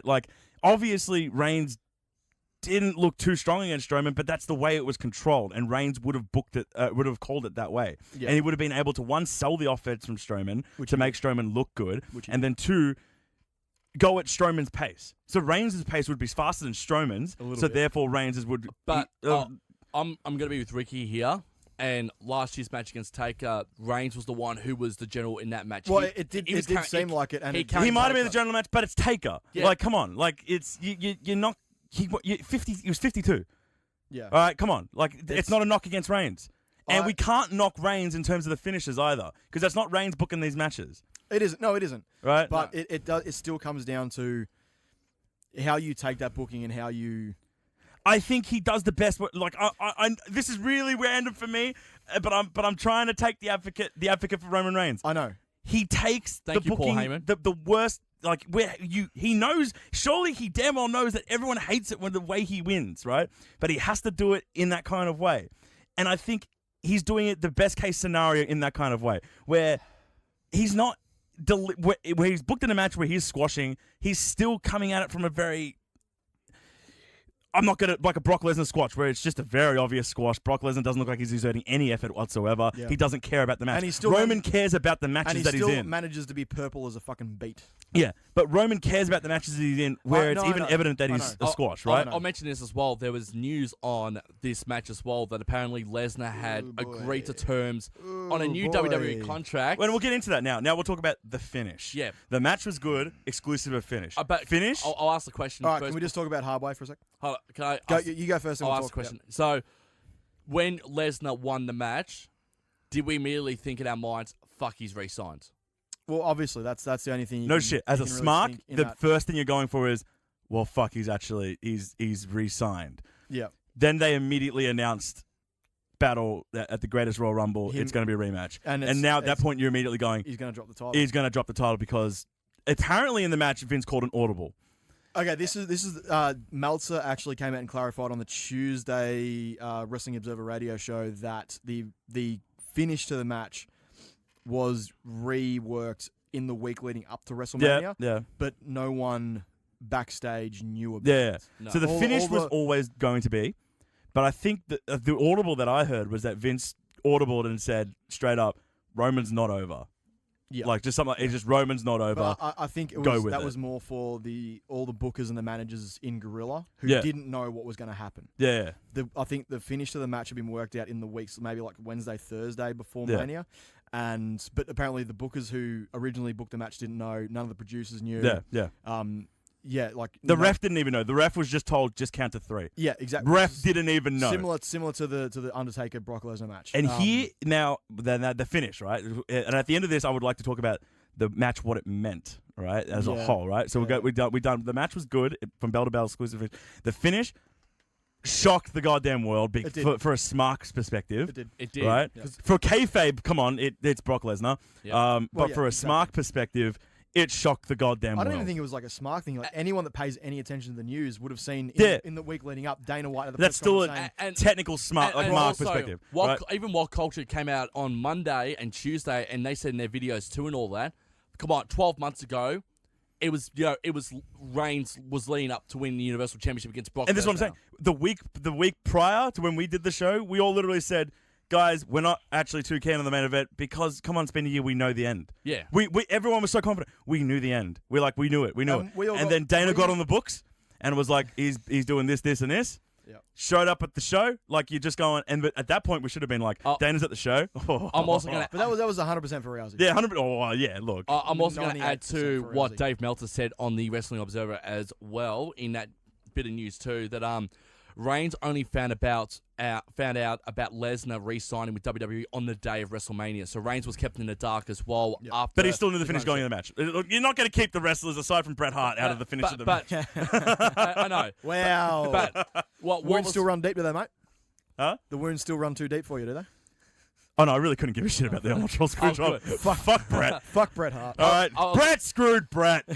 I'll also mention as well that apparently the original ending was for Reigns to come off the ropes, get put into an F5 counter, spear, and pin Lesnar to win. Oh, when was that booked? Like a month ago. Can I just And that Lesnar did not go off script. He did not go into business for himself. Yeah, no one's waiting on match that. as well, which is the good. blood was possibly a bit too much. I think, yeah, Hardway.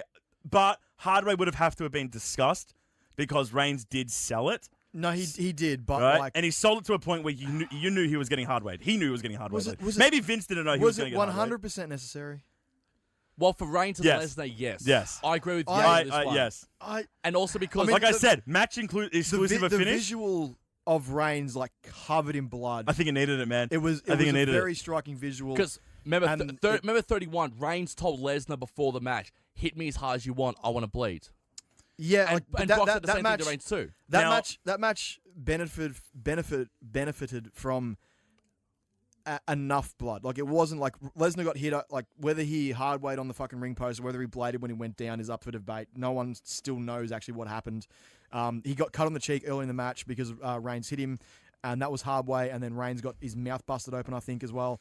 But it was just little bits that added to the drama. Whereas this one was a very clear. This was just like Lesnar goes going for Hardway. Let's make him bleed. Yeah, it was so clear. As soon as he went over into the The minute he took the gloves off, threw him down, top mount, and just laid 3 forearms in. But I was like, think when you look at that from the way Lesnar's booked, now I want to talk about the match as a whole and what it means.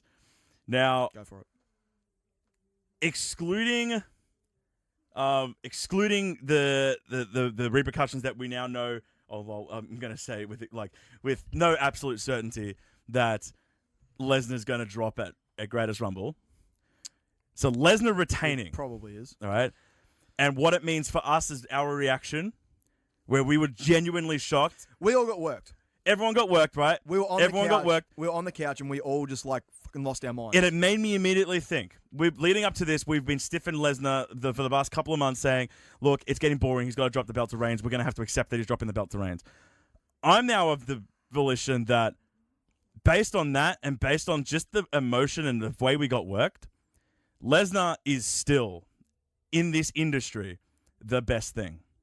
For in terms of, and I was watching something the other week, when we talk about kayfabe, Yep. and how kayfabe died when they did the curtain call. And ever since then, the business was exposed. And everyone knew that the wrestling was scripted.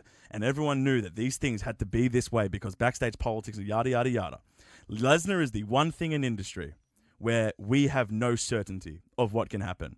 It's kayfabe in a new definition, right? And that's why Lesnar will always be something that you watch, no matter what. And he will always be a draw in wrestling because you look at Lesnar, but it's kayfabe in the new sense where we're going, well, fuck, is he re-signed? Like, has he politic? Is he going to leave with the belt? Like, is he going to go into business for himself? Exactly. It's Lesnar. He could just be like, He fuck could just this. said, fuck off, right? Yeah. Like, you don't remember know. Orton Lesnar at SummerSlam. Me and Ricky both came in. We thought Lesnar went into business for himself. I felt sick. Jericho took on Lesnar backstage, Yeah. and apparently And it's happened again. Yeah, and they backstage. But see, now this is the thing. Like, we're Apparently- getting the report saying we're getting the report saying Shane stepped up, but now Shane didn't step up. We're no one's disputing. Maybe he did speak up to Vince. I think Lesnar was just pissed that he came back at the house and Vince has gone, oh, by the way, you're going to fucking Saudi Arabia in a couple of weeks. And Lesnar's like, I don't want to travel. Fuck you. And throwing the belt at him. It could be this. We don't know whether it's a multi-year deal. We don't know whether it's a once-off. Like, it's a short-term deal. it's a short-term deal, but I'm hearing multi-year deal. I'm hearing- This is where kayfabe is now alive in a new way. Is that Yeah. as Marks, we are discussing the fucking intricacies of a man's contract with the belt, and it's only ever discussed with Lesnar, right? That's because he's the guy that he's you know the guy can with the walk belt. out at any fucking moment. He's the guy who has gone in business for himself He before. doesn't need this. And he doesn't need this. No. Lesnar in this industry He's is the bigger biggest, than the title. He's bigger than the title. Lesnar in this industry is something that is bringing kayfabe back under a new definition. For us as wrestling fans, whether you say it or not, you love it because it's the suspension of disbelief but is back. I love it to a certain point, but at a certain point, I get to the point where I'm just like, What have we talked about most? He's What bu- have we talked about most since the fucking finish? We've talked about him re-signing Yeah. and going, well, fuck, is he going to drop the belt? Like, is he going to fight Lashley? Like, you know what I'm actually hearing? I'm hearing that I've actually been reading this up for the last couple of days as well. From what I'm hearing is, and you guys may think that Reigns is going to win the title in Saudi Arabia. I think Brock is going to retain, hold the belt to SummerSlam, and drop it to Lashley at SummerSlam. And then that's Brock once is You gonna- don't know. And then it's once Brock- again based on how long his contract is. And, Exactly. and then Brock is going to go to UFC because Brock cannot go to UFC at the moment because he's still banned for breaching. But he can. the That's the only US88. thing. That's the only thing. His new contract with WWE says he can do fights in UFC. Yeah, but there is now an official working relationship between WWE and UFC. He can't fight though. No shit. He just goes into the pool, but he Yeah. can. He can't even go in the pool. He's not allowed to go to the pool for the next 6 months. That's the thing. No. Goes into the pool for a SADA. He has to US go. 88. He has, US 88. Well, he has to go back into the pool. Yeah, but He can't has go- to, But he and can't then- for the next 6 months though. No, 'cause he's he can't fight for He 6 can't- months yeah. after he re-enters the Yeah, pool. he has to re-enter the pool and So do the smart tests. thing for him would have been signed a 6-month contract. As of Monday, resubmitted for the USADA pool or the USADA pool. Start the testing now, and when the 6 months is up, around about just after SummerSlam, he drops the title and then goes back to the UFC, has his fight or fights, and then give it a year. Have him come back at SummerSlam next year. Make it a big deal then. Well, Have us miss Brock Lesnar. I agree. Have us realize that he is a marquee fight. He's a marquee event. Have us miss him because right now, At the same, I would have been happy if Brock had dropped and gone back to UFC and never showed up in WWE again. At this point, my feelings towards Brock Lesnar are that of just like, I'm sick of you. I'm sick of you holding the title. I'm sick of you being the marquee player when there's so many guys out there. And this is what the storyline was trying to be, was it's the full-time guys you should be respecting. It's the full-time guys you should be paying money to go but see they because worked you on that. They did. That's where they did. got you again. And it shits me to fucking tears that they actually worked me, and I was marking out hard at the end of that match because I just did not see it coming. But they did a good job. But I just think we as fans need to be able to miss Brock Lesnar again. We need to understand what WWE in this day and age is without Brock Lesnar, and that is a marquee match at any of the big four. But that doesn't need to include the title. I agree, and that's one I agree. one way of looking at it as well, right? See, that's a good way of looking at it. But with Brock Lesnar, there are now multiple ways to look at it, and that's the beautiful thing with Lesnar. We're now looking at it going, UFC and WWE seem to have a working relationship. At what point can we go, maybe one, Lesnar breaks CM Punk's reign, right? And then he holds that world title until his UFC fight. How strong is that working relationship I where think that's Lesnar going to shows up? happen to give the middle finger to Punk. Yeah, could be. No, I don't like that. Yeah, see, I don't like that. Does he hold the belt when he goes into his UFC fight? No, Does he become no. does he become a cross-code champion? No. Does he hold UFC and Universal belt? No, But then We don't know. They can't at this point. The belt has been off TV on a full-time basis for over a year. I think that's a great way, and I agree. Look, I'm agreeing with you, but I'm just saying there are avenues now with Lesnar. No, where, I know. Where kayfabe is so it's back, man. Kayfabe is back. Yeah, I know. In a different way. I'll say this though: if you look at the 1990s to now, Brock Lesnar is the polarizing figure now with kayfabe.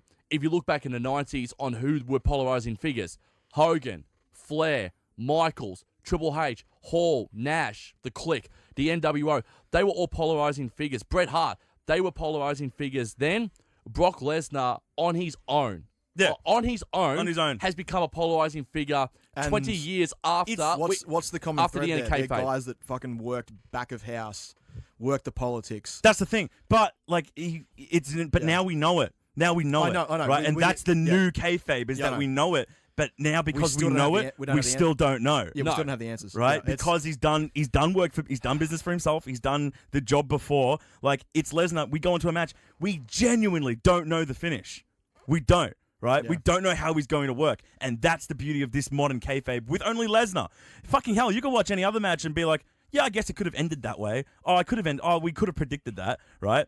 But with Lesnar, you don't fucking know. And that's the beauty of, and this is why I've come around to, honestly, with Lesnar with the belt, I'm fine. Because I'm going to watch a Lesnar title match no matter what. Because I don't know. I would watch a Lesnar match no matter what. Right? I'd You hate him with the belt? For me, it doesn't matter about the title. Hold on. You hate him with the belt, and if they start to book him that way, saying you might, like Paul Heyman comes out and just goes, I know you hate seeing Lesnar with the belt, blah blah blah. We don't need to be here. Then they've officially worked you. I know. Because I would be happy. And it's the same thing with Jinder too. You hated Jinder because you didn't like seeing him with the belt. But that's what made him the best heel at the time, because it was genuine hate. You genuinely pulled heel heat on it. Lesnar can genuinely pull heel heat for the fact that you hate him with the belt. Ricky, I hate to say this, but Yang has made some really good points in that the last 2 minutes. You've made some really, really good points, and I've agreed with all of them. yeah, I agree 100%. I want to ask a question before we go into the main event. We'll talk about the Rousey thing shortly. Yeah, but boy. are we actually going to get up at 2:00 Friday, Saturday morning to watch the greatest Royal Rumble? I'll be just finishing work. I was going to say, honestly, fuck sure. no. Because I'll be at work on that Monday. So he'll say, I won't be up. but that's for WWE's benefit because you just know no one else is going to be watching it. It's Friday. And that's why Reigns wins. It's Friday morning, actually, the 27th of April, too, that we get it. Oh, really? We Wait. get it When you say Friday morning, is it like... Friday morning Australian time. We get it. Oh, really? So, I thought it would have been the Monday. So we can. No. We can actually cover in a few weeks' time. We can actually cover the greatest Royal Rumble in our podcast. Wait, Yeah, so when you say Friday morning, you mean like Thursday night going into Friday morning? I think it is. Yeah, so Friday, 2 a.m. I thought it was... I thought it was Monday, 2 a.m. because No, fucking no, how it's not pay-per-views Monday. work. But No, because the US market's that far out, they need to push it back. yeah. And then they need to travel back to the States to get to... They've got house Yeah, shows. dude. They got house shows to do Sunday. Yeah. And they got Raw to do Monday, Yeah. so they got to get back to the States in time. So, but yeah, if it's technically like if it's Friday morning, then sure Yeah, look, I'll probably have work, but I'll make a I'll watch it. concession. I'll watch it after. I'll make a concession. We'll stay up all night and then we'll come over into the studio real nice and Oh, early. I'll have to work. Whatever. Anyway, fucking that's weeks from now, right? So let's Yeah. not worry about that. Let's go on to It's the. only 2 weeks from now. Yeah, it is true. Yeah. That's pretty crazy. All right, let's get into what I feel should have probably been the main event. What was the easily Best match on the card. It was in every single way, Alright. in every single aspect that makes pro wrestling awesome. This was the best match of the night. Ronda Rousey and Kurt Angle versus Triple H and Stephanie McMahon. I will come out and say that on this podcast, in the weeks leading up to WrestleMania, I was probably Rousey's loudest critic on this podcast. I was the guy saying this could be a train wreck. She's not proven much to me in her promos or her selling ability in the segment she's done on Raw up until this point. She just did not show me anything really that I was like, I was going to get this level of match. Yeah. I did not expect it, but I'm the first one to backtrack and say I was wrong. I was 100% wrong. This was fucking phenomenal. I just want to say that honestly, not just within you guys, but with everyone, I was seemingly Ronda Rousey's only advocate. You kind of were, yeah. Yeah. I was seemingly Ronda Rousey. I was saying, dude, don't count her out. She's an MMA star. She can work. The only problem she'll have is psychology. I don't care. I think she'll actually have a I good think match. she nailed the psychology. She nailed the nailed it. psychology. Yeah. That's the only thing that I had concern for. I Yeah. was like, look, when it comes down to Ronda Rousey, I think it's psychology in the ring. But it's going from move to move and selling. She did everything. She did everything. she sold. She had the- I think she's ready. yeah. Oh, shit. I She- think she's been ready. It's just that it was just psychology she missed. Yeah. Granted, we can't take away from the fact that it was scripted fucking bell to bell. Yeah. Scripted, right? Yeah. There's a difference And between... she's in there with 2 veterans and an executive. And Yeah, a Hall I of think Fa- a Hall I think of I tweeted that out. a Hall of Famer gold medalist, a 14-time world champion, and the boss's daughter. And Stephanie. Yeah. Right?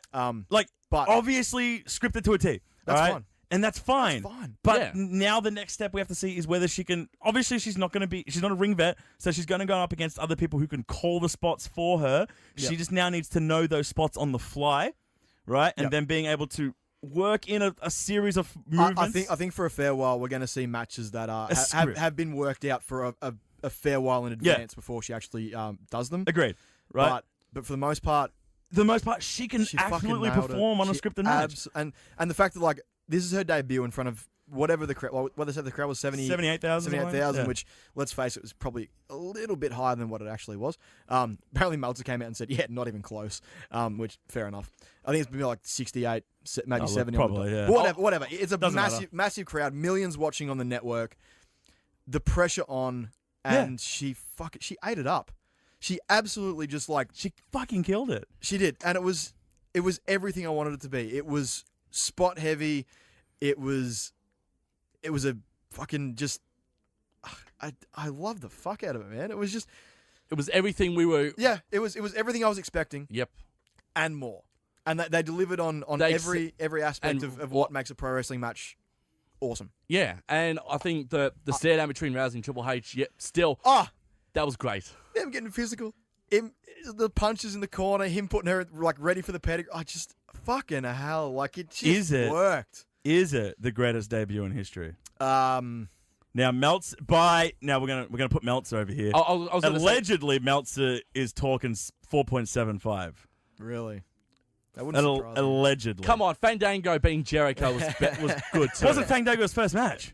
It was his debut match as As Fandango Fandango. against Chris Jericho. Yeah, it Wasn't his first match? wasn't his That's what I'm first talking- match. All right, This is what I'm like saying. first ever First- pro wrestling match. Documented 1-0 on the column, literally the first match, right? Meltzer's allegedly, I'm putting Meltzer over, allegedly 4.75.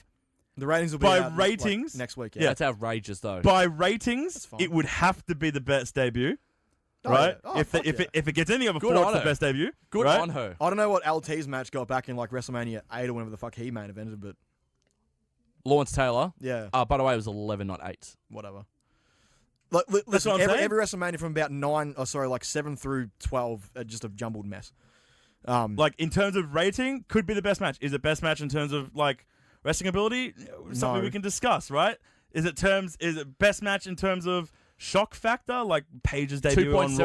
2.75 was Lawrence Taylor versus Bam Bam Bigelow. I've just looked it up now. Well, there you go. So the it's above Wrestling average. database. It was a shit match. Yeah. Yeah, no, I just Is it? fuck me. Is it the best debut? Yeah, it is. Yeah. It is. I can't think of a better first ever pro wrestling match for anybody because you don't get like people's first pro wrestling matches are in fucking bingo halls and church halls and shit. Yep. You know, it doesn't happen on WrestleMania. It never happens at WrestleMania. No.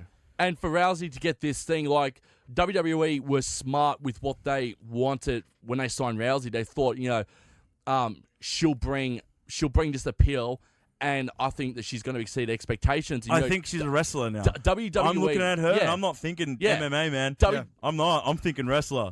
How Like, long before she drops all the Roddy Piper stuff and gets her own? I think she runs with that gimmick for a bit. Yeah, I think she sticks Yeah, with it for at it's- least 12 months or so. Yeah, but eventually you got to be like, I need to become my own personality. Yeah, I just want to see what her you can't- merch. you Got can't- Ronda Mania, which looks dope, but that's Yeah. still hacking. Like, yeah, I know. Like uh, she needs new graphics and like I understand like the appeal of it because she was friends with Roddy. She borrowed his gimmick for Yeah. her NXT. Her UFC character. Her son. Her UFC. Yeah. career. it's And- amazing. Whether we see and it in the Roddy's next son match- gave Yeah. Ronda the jacket to wear Yeah. on the night of the Rumble as well. Yeah. So it's to me it's like okay. It's sentimental for Rousey to Yeah, do this yeah. for but Roddy. we've got this out of the way now. We've got her debut out We'll of the way. see. Yeah, now if she Can establishes we herself. see her own character come Yeah. through? So I'll say this about Rousey though. Yeah, WWE, it's a big, big ocean to swim in. Yeah. She became a shark immediately, and she's now just eating the competition. She's 100% alive. going to kill Nia. She's a shark. 100% going to kill Nia. Yeah, she's a shark right now in that pool. I don't think Rousey has a long undefeated streak though, because you don't want to have that to have that looming over her where she's not defeated, right?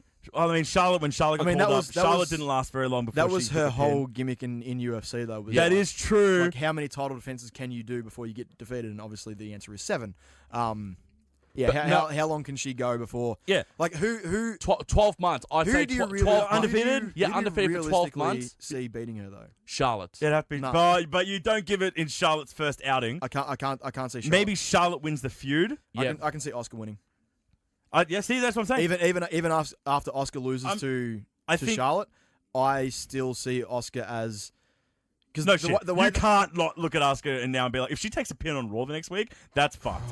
She shouldn't take a pin for a while again. No, that's the but- thing. She shouldn't lose again until she faces Charlotte again in a major sort of capacity. Something like, but you got to juggle with it. It's a fine line. No, And the it same is, thing it with is. Ronda. But, like, do you give her the first loss early, no. or No. You gotta wait. You gotta, and like she's gonna be on I think it's gonna be a bit of a weird schedule because she's gonna be, I think, on Raw a lot, but not in matches. yeah, but which is fine though, Yeah, that's because you I don't. love your dainty little hand. That's fine. Right. That's fine. That's fine. Which is fine though, because for start, I said it weeks ago.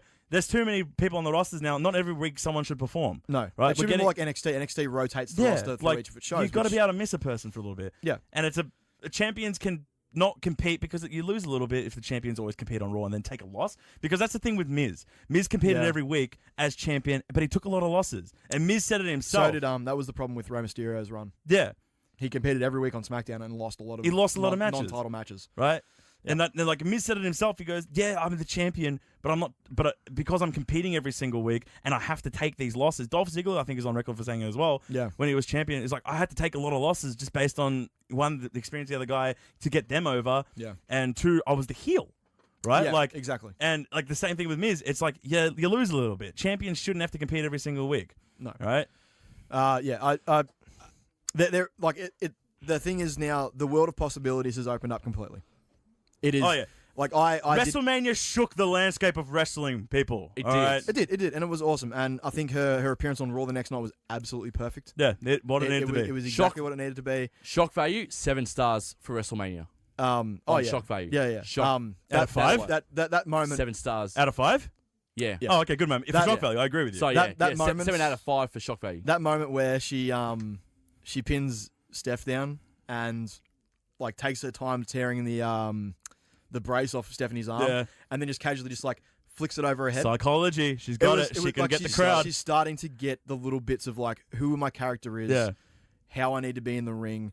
The one thing she needs to quit doing is like smiling all the time. Oh, but yeah, like I love it. She's a face though. She's a face though. Seth Rollins doesn't come down and smile every fucking night. He's not. I know. It's the little nuances like that. Yeah, but like. You know, I can understand. I can understand at WrestleMania when you're walking out in front of 70,000 people. Oh, she could have not. This is like your dream coming true, and like obviously she's smiling. But the next night on Raw, when she's coming down to face Stephanie, it's like just maybe look more smug than happy to be there. Yeah. Because like I just kicked your ass last night, Stephanie. I'm coming down. Like and like Seth Rollins has the best heel smug look in the business, I reckon. He does. Oh, him or Adam Cole actually. Adam Cole has a great fucking smug face. Baby. Yep. Thank you. But yeah, just like little bits like that. That'll come. That'll come with experience. That'll come with coming out. Hey, it could be her gimmick though. Could be her gimmick. Just happy to be here. Just happy to be here, Just guys. happy to be here. Could And be I'm the going to gimmick. tear your arm off. I was going to say, guys, before we get into Raw and SmackDown, should I do the news really quickly? Oh, go for it. What do we got? What do we got news-wise? Today on the news. Today in wrestling news, what I'm going to start off with, guys, is that CM Punk's second UFC fight has officially been booked against Mike the Truth Jackson. They both signed off on the fight, so it's confirmed for UFC 225. As noted, Impact responded to Kurt Angle's team. Why are we talking about Impact? Yeah, for starters, you said this was wrestling news. This is wrestling You news. started with UFC, and now you're starting with Impact. No, but this isn't wrestling news. Hear me out here. So, Kurt Angle mentioned TNA is hiring. Which was one of the funniest fucking things ever. Impact actually tweeted back to Raw saying #WeAreImpact. And apparently there's a few being pissed off as well about the whole TNA thing and all that, which apparently Kurt Angle ruffled a few feathers there. John Cena, while he's promoting his movie Blockers, has mentioned this, like, it doesn't say if he's going to be wrestling any longer, but it's what John Cena said on Popcorn and Peter Travis to promote his new film Blockers. He said, it's giving some serious thought of what to come next in his career after wrestling. The fact that I've been able to do it at the pace I have for 16 years, that it's not your regular statistic, that it falls into the Tom Brady category. I'm not supposed to be where I am anyway, so I don't know when it's all going to end, which I thought was really interesting from him. 2 more years. Rusev has officially been cancelled out of the Greatest Royal Rumble casket match against The Undertaker. Rusev actually tweeted 5 hours ago off Twitter, "Life is life. It will be #Rusev Day somewhere." Chris Jericho is the one who's replaced Rusev in that match, in the casket match at the Greatest Royal Rumble in Saudi Arabia. That is Do you reckon either Jericho or someone else backstage was batting for Rusev on that one? That Jericho contacted them and it's just like, look, you're fucking retarded, WWE. If someone's going to eat a pin, it shouldn't be Rusev. Let me take that spot. Yeah, but is the spot itself against Taker bigger than taking a pin? I think it is. I agree. That's what I'm saying. Like, I personally, I think, because I was discussing it, because someone brought up to me, they go, well, it should have been Elias because a bit more story there. And I go, Rusev, I think Rusev can take the pin, right? But he took the fucking pin on. But you know what I'm saying? You got to juggle corresponding storylines that could happen, right? I feel like Taker is going to be scheduled for a match at 35, and based on the squash of Cena, and I would assume would have been a really big squash of Rusev, they're going to book Taker to be unstoppable again, right? Despite the fact that he's 53. But the one thing Jericho has to say to Undertaker is this: you just made the list. A good moment. But it would have been, whether we like it or not, Rusev wouldn't have been out there for very long. No. Right? And it's Rusev Day, probably the biggest seller right now in the company. It is. So someone was sitting there going, one, we can still put over Taker being strong against someone bigger than Rusev in the industry, right? And then I can take that pin. I mean, and it's just Chris Jericho. Oh, it's just slightly better Miz. Fuck you. It's just slightly better Miz. Piece of shit. But at the same time, still protect Rusev. Yep. Right? And I like that decision if that's what it is, because I feel like the long term here is Taker's going to squash every cunt along the way.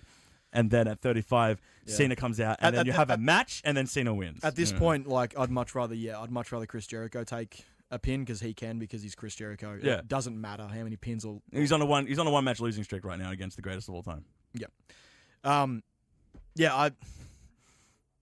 It bit. is interesting, but I would have liked to have seen Rusev in such a high profile spot. But yeah, at the same time, but you got to juggle like who can take it. Like, honestly, like I think if Chris Jericho's going to show up, I would much rather swap out anyone for Undertaker's opponent and do Chris Jericho versus Rusev. Oh yeah, because then Chris Jericho can easily take that pin, but he's a big enough name that and you win both, but at the same time, then you lose. Maybe Taker versus someone else. Like, I don't know. Well, like, I mean, it could be like Taker versus Finn Balor. No, Finn can't take that pin. Finn can't take that pin. No. In kayfabe, Finn would kill him. Stop it. Yeah, I know. Stop it. In kayfabe, Finn would kill him. Oh, Taker v AJ. So there's all these, So your gimmick, when you think about it, there's so many good matches. it was just weird that they called Rusev to do it anyway initially. Yeah, no, it was just weird. It was an odd choice. Like of all people, like you would think maybe because they're doing this. Like, Elias, you would be like, it would have to be Elias. Elias is not a bad one. Like doing the rematch with Cena that quickly, probably not the best idea. No, you gotta give that time. But and Cena's already on the card against Trips. Like that's a weird match. Yeah, it's just a weird card. I don't consider this a pay-per-view.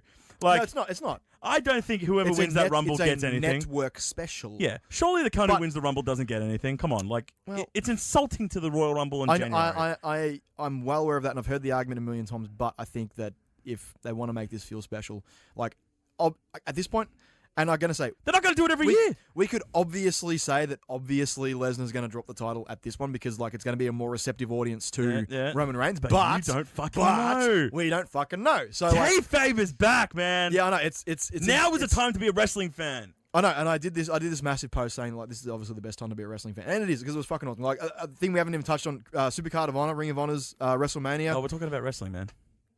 Dude, Ring of Honor. Dude, Cody versus Kenny. Have you sussed it yet? Kenny. Have you sussed it yet? Cody versus Kenny. Oh, mate, it is so fucking good. I love how it always comes down to you and I. Just Cody, don't call him Rhodes, is possibly the best heel in wrestling right now. Oh, shut the fuck up! It's Shinsuke. No, it's Cody. So the ending. Ricky, to this just match, hold on a second. You haven't seen it. The ending to this match. Bullet Club is fine. It's fine. Okay. Yeah, so the ending to this match, sorry spoilers if you haven't seen it, go out and watch it. It's a fucking good match.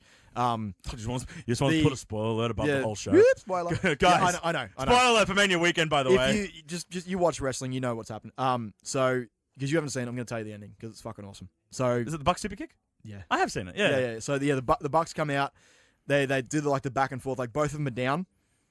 Like, who are we going to super kick, going back and forth? They obviously end up looking right at Cody because if you've been watching Being the Elite, which is a fantastic series, they've come around to the fact that he's been playing them for about a year now and they're sick of his shit. So they're gonna. I always thought Being the Elite was work. No, it was shoot. So it was like actually their lives.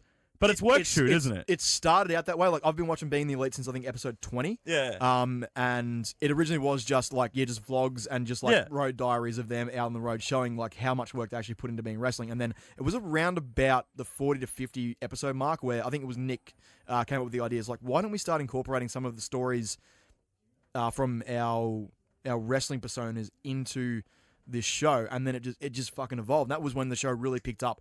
And then you added like them poisoning Adam Cole when he left for WWE. You added Marty Scurll coming in.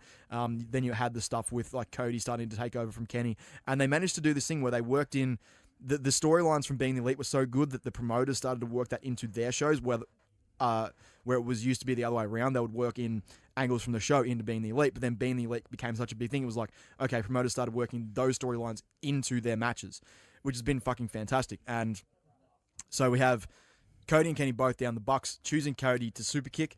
Cody drops at the last moment. They both super kick Kenny accidentally. Cody, Crossroads, 1, 2, 3, wins the match, which I did not think he was going to win. I think at this point now, Kenny's going to get the match back at All In October, I think it is, or September, whatever, whenever that is. But then Cody, being the consummate professional heel, is like, the Bucks chose me. They chose me. And he's not even acknowledging the fact that they clearly were going to super kick him. And it's just, the storytelling from this match is just fucking fantastic. I loved it. It was one of the best matches of the weekend.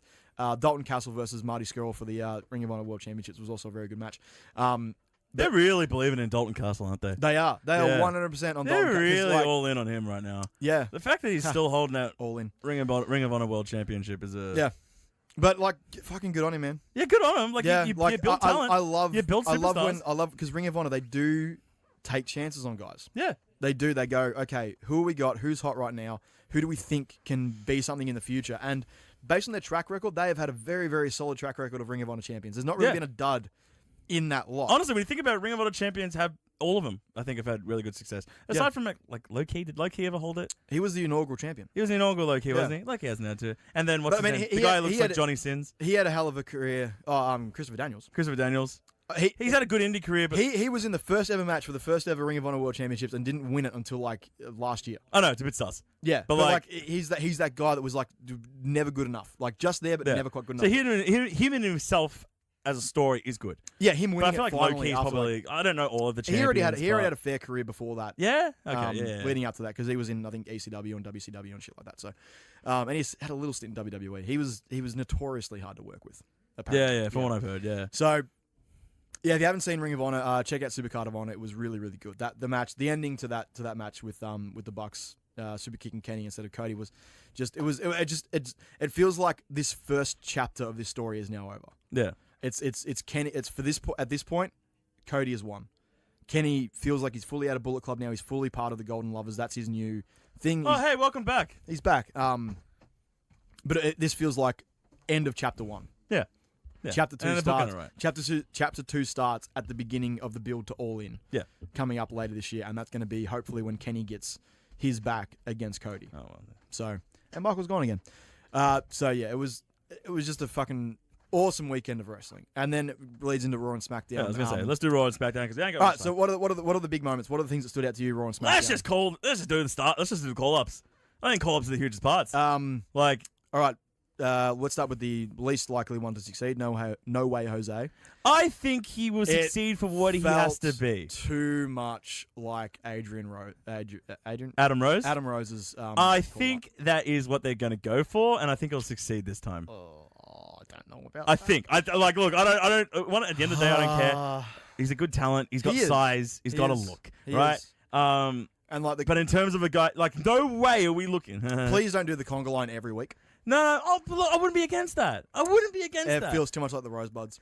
But they mishandled that. Who's to say that they're going to mishandle? No way, Jose, because it fits him. It fits his gimmick.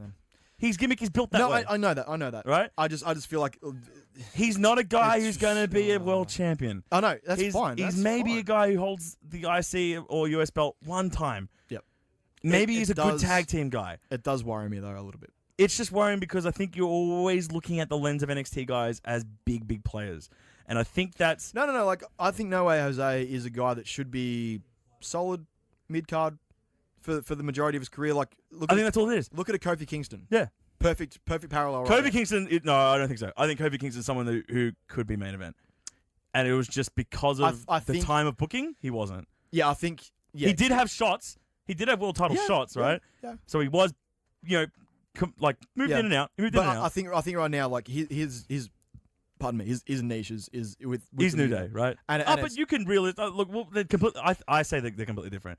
But going back to No Way Jose, I think no matter what, I think New Day are main eventers in their own way. They are. So at the end of the day, if Kofi were to be inserted into a 6-man match to see who's number one contender and he wins, it's like, I would not be surprised. You wouldn't be fucking surprised, right? But with No Way, I think no matter you can't look at it through the lens of really good NXT guy. Therefore, he should be really good main event guy, main card guy. I don't expect him to be a main event. I think he should have not main event, but main card. Yeah. But I say he's just. Yeah, I don't know. It's a hard one to call right now. It's too hard. It's too hard to call. He's just No Way Jose. That's all. Yeah. Like that's how it is. He wasn't someone that's going to take the spotlight. No. But just touching on that real quick, it's the Sami Zayn problem. Yeah. You can't look at every single guy coming out of NXT saying they're going to be the best thing. No. And Sami Zayn is a good example of it. Well, he was an NXT title holder. He comes up. You wanted him to be the big guy because you like him. Yeah. But he just can't. He just can't. For whatever reason, he just can't, right? It's the NXT syndrome. You can't look at it that way. Yeah. Authors of Pain. Yeah. Surprising that they're not actually in the tag team eliminator. They just kind of come out and squash I would have thought they would have been the surprise. But yeah, they would have been the surprise. You got Hardy and Bray instead, so. Yeah. And then who else? Ember Moon.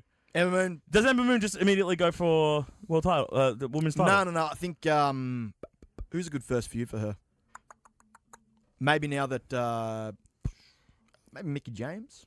Maybe. Yeah, Maybe. good little heel. Little passing through time. And like yeah. it's a good like she's in there with a veteran. It's a passing of the torch moment. Veteran Yeah. puts her over sort of thing. I think we. But if that's the case, then we kind of look at Mickie and go, well, I guess your time's done. I really would have liked Mickie to have actually held the belt for a bit. I think it'll wind up to her getting a title shot around Survivor Series to Rumble next year. Mickie? No, Ember Moon. Ember Moon? Yeah, she doesn't get thrown into Jax. No. She doesn't get fed to Jax. No. Yeah. Jax is going to have the finish of a feud with Alexa, yeah. Alexa, and I think move into a feud with heel Bailey. Yeah. Yeah. I say, I go, Jax finishes feud with Alexa, then Alexa moves into a program with Ember. And then that takes up TV time. Right? And then you go up until Survivor Series with that. Other big things from Raw before we kick off. Actually, it wasn't that much. Like, Bobby Lashley's back. Bobby Lashley's back, but we all fucking know it. Yeah, no, that's fine. And he came out to an Elias squash. Yeah. It wasn't really much of a build for anything. It was just Lashley's it was the only thing that I felt like on Raw that was like a bit. It missed a beat. It wasn't. It didn't feel all that special. Yeah, because unless they now book a program with Elias and Bobby Lashley, it's like, well, did we really want that? What was the point? Poor Elias. Whereas we look at, Elias. He's getting the Rusev. Yeah, pretty much. But if we look at it comparatively to Brock Lesnar coming back, they immediately push story. He came out at the end, he fought Cena, and you got Cena, Brock going forward, right? Yep. Unless we get Bobby Lashley, Elias going forward, which, come on, we don't really care about. It's like, he could have came out and tackled Roman Reigns. Right? See, that would have been good. But Joe coming back. Paige retiring. Paige retiring was... that feels... beautiful. Honestly, feels like... I actually almost cried when I saw Paige retire. I did. Yeah. It was hard. But then we got SmackDown the next night. Paige comes out, new GM. Paige, new GM. Who the fuck called that in the podcast 2 weeks ago? This guy. That was a good moment. No, we can't prove it. Thank you very much. I can go back and listen to it, you asshole. Prove it all I like. Great choice for GM. Honestly, no other choice. Just take it easy on the fucking lipstick page, please. Iconic duo. Yeah, Beat down sorry, Charlotte. the Iconics. They're not the iconic duo, Michael. If you paid attention to wrestling in the last fucking week, you would know that. They're the Iconics. Hey, Yang, shut your damn mouth. Shut the fuck up. Apparently, Iconic duo is trademarked. You just made the list, Yang. It's Iconics, okay? Yep. But they're here. I love them. They're awesome. They're beat- Aussies. Guys, I know I said it to you, but I really don't like the Australian accent. Now I can imagine Americans listening to us right now. It's grating on an American, like a primarily American show. That's why Emma didn't speak much. Yeah. And it was good that Emma didn't speak much. And it's good that TM61 don't speak much. Like, these two girls rely on their shit talking together. Yeah, I know. It's good that Buddy Murphy doesn't speak much. Yeah. but But they're fucking good, man. It's They're only so when you goddamn listen. good. It's only when you listen to the Australian accent alongside the Americans. Yeah. If they were just talking to you regularly, just us Yeah. guys, we're just having a bit of banter outside, Yeah. right? It's fine. They probably don't even sound that Australian, right? I would happily have hours of banter with Peyton Royce. Forever and ever. She's so pretty. Yeah. But yeah, Charlotte, come out, attack Charlotte. Good way to get your name out there on your debut. And then Carmella comes out, cashes in, which goes back to the night before, which makes all the sense in the world that she has taken losses before. She's not invincible. And then having two people beat you down being the only reason that you can beat or be beaten by someone like Carmella when she cashes in, I'm fine with that. If it was Asuka, it would not have worked. It would not have been the way to go about it. So it makes the WrestleMania result make sense. And yeah, Carmella is your new SmackDown Women's Champion. That's a good moment. That was pretty cool. And that was the only call-ups on SmackDown. And Pretty much. I am fine with that. I know you seem to have problems with it, Michael, but... That's not the only call. Remember, Paige's GM. Well, yeah, okay. And now Daniel Bryan, Daniel Bryan officially... Daniel Bryan being force-fed back into the talent. Like, full-on, full-time performer back on SmackDown. Force-fed. Force-fed. What do you mean force-fed? Force-fed. Fuck you, man. Force-fed. What do you mean fuck you? Honestly, if there's not at least 4 ambulances and 15 medical personnel always watching a Daniel Bryan match. Shut the fuck up. We're almost done, actually. I am so happy. And then, obviously... NXT. We get... main event of SmackDown. Dream match. Daniel Bryan versus AJ Styles. And, of course, broken up when it was just getting good by the best heel on the roster right now, Shinsuke Nakamura. Guys, in terms of Kinshasa. AJ Styles and dream matches, the man is 0 for 2 for putting out a good match. Yep. No, it was building to a good match. It was becoming... It's the okay AJ Styles at this point. Oy. I'm having none of that. Boy. It's the okay AJ Styles. I think it was really good. Thanks for that. Top-notch inclusion right there. And then NXT, as we said, they did their tapings before the TakeOver event as well. War Machine, War Raiders came out in the main event. Fan of the name? War No, I Raiders- want War Machine, man. Yeah. But I can see why they're not doing War Machine just for the fact of I would have gone War because Engine. apparently War Machine, the MMA fighter, because they don't Oh, want yeah, true. they don't want to incorporate it. But Yeah. Raw Raiders, Good point. it works. Yeah, it works. Just go like Just call them the Raiders or the something. the man. Raid. But I'm guessing Oakland would have a problem with that. Yeah, look, when you think about the legality of a lot of these things. Yeah, I know, but whatever. All right, I think are we done? We'll call it Yeah, we're there. done. All right, we're done. So that was a big podcast to Oh, wrap up. sorry, by the way, really quickly as well, APW Take Team Turmoil's also on JXT versus Xavier Black for the APW Heavyweight Championship. Be there. Sick. Cranbourne Indoor Sports Centre, 13 Spenhurst Street, Cranbourne. Be there. Okay. Since it's going to be put up Big. in the morning, it's going to be tonight. Yep. Big week of wrestling. Big podcast. We're knackered. I'm ready for a little break, but we got the fucking biggest Royal Rumble coming up in like 2 weeks, so It's going to be good. it never ends. It's a continuing cycle of wrestling, and we're happy to be here and talking about it every week. Anyway, so you can follow the podcast everywhere at Straymania, at STRAYAMANIA. Hopefully, by the time this podcast goes live, our drunken post-WrestleMania breakdown, like we recorded it immediately after WrestleMania went off the air, will be up on the YouTube channel, so go and check that out. Just search Straymania on YouTube. And don't forget to subscribe, because there'll be more video content going up there very soon, hopefully. Apart from that, you can follow me everywhere at Ricky Needs, at RICKINEEDS, Twitter, Instagram, and YouTube's. David. Hey, follow me on Snapchat, David Yang 24. It's a good spot. And Tomo Media, Twitter and Instagram. Yeah. Yep, beautiful. And don't forget to subscribe to this podcast. Please, please. We love it when people subscribe. Go to iTunes, give us a rating. Why not? We'd appreciate it. And the best thing you can do for this podcast is tell a friend. Tell a friend who loves pro wrestling about this podcast. Let them know. The more people listening, the better. The more reach we have. It's awesome. And we really appreciate it. And, yeah, we'll Till next time. see you next week.